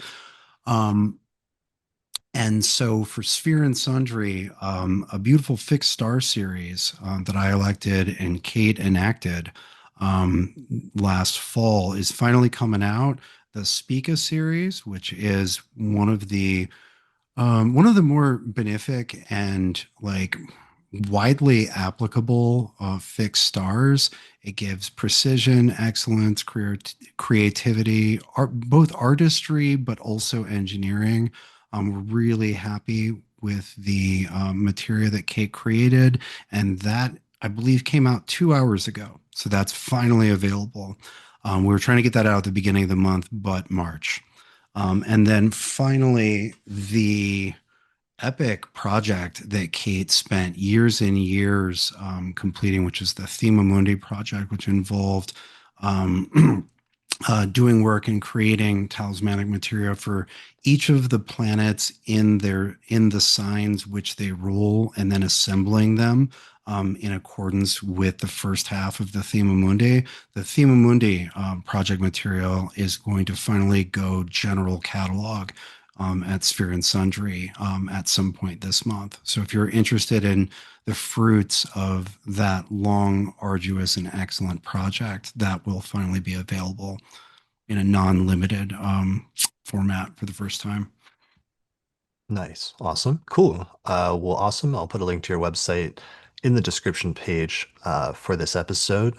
And Thanks. as for myself, I'm trying to decide whether to put together. I did all that research on astrology in World War II, and I was trying to think about putting together an episode about one I mentioned briefly in the midpoints episode, which is just the day that all of the astrologers in Germany were like rounded up and arrested and their books were burned. And it was probably one of the worst singular days in like astrological history for astrologers. And a number of astrologers were sent to concentration camps and some prominent ones died during that time.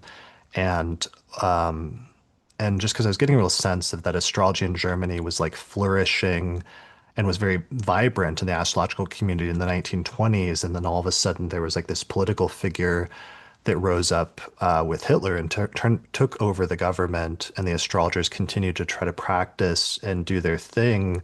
But then political events started happening, and it interrupted and ended a lot of people's lives. So documenting some of that history, especially being in a time period like today where we're seeing similar things happen in terms of wars and world wars forming and things like that, feels a little bit important. So I was thinking about doing that episode. I'm trying to decide if people would like to see that, let me know. But otherwise, I'm going to keep working on the podcast and trying to yeah, document our history, both current as well as past, and pass that on to future astrologers. So thanks everyone who supports that work through our page on Patreon. All the patrons, we had a great group of people that joined us today for the recording of this episode live. We'll be back again next month to do the forecast for May. But otherwise, thanks for joining me today, Austin. Yeah, thanks for having me, Chris. All right. Thanks everyone for watching or listening to this episode of the Astrology Podcast, and we'll see you again next time. If you're a fan of the podcast and you want to get access to bonus content, then become a patron through my page on Patreon, where you can get early access to new episodes, attend live recordings and webinars, access the monthly electional astrology podcast, the secret astrology podcast that's only available to patrons, or you can even get your name listed in the credits. Find out more at patreon.com/astrologypodcast.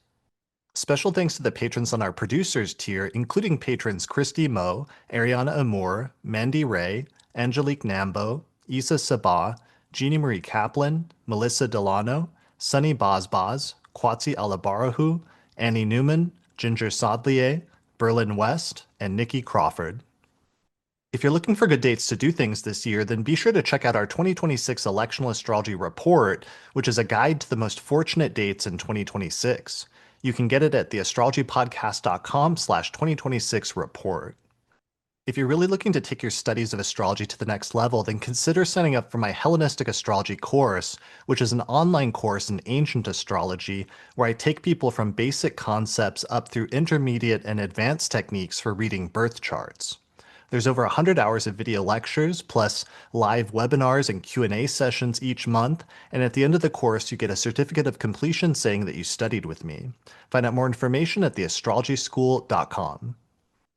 If you're looking to get an astrological consultation, then check out the new consultations page on the podcast website, where I have a list of astrologers I recommend for birth chart readings and other types of consultations. You can find that at theastrologypodcast.com/consultations. The astrology software we use and recommend here on the podcast is called SolarFire for Windows, and you can get a 15% discount on it by using the promo code AP15 at the website alabe.com.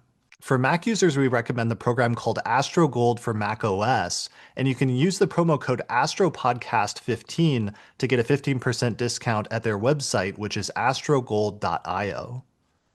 And shout out to our sponsors for this episode, including the Northwest Astrology Conference, which is happening in Seattle and being live streamed online May 21st through the 25th, 2026. Find out more information at norwac.net, as well as the United Astrology Conference, which is happening in Chicago this year, September 3rd through the 9th, 2026. Find out more information about that at uacastrology.com.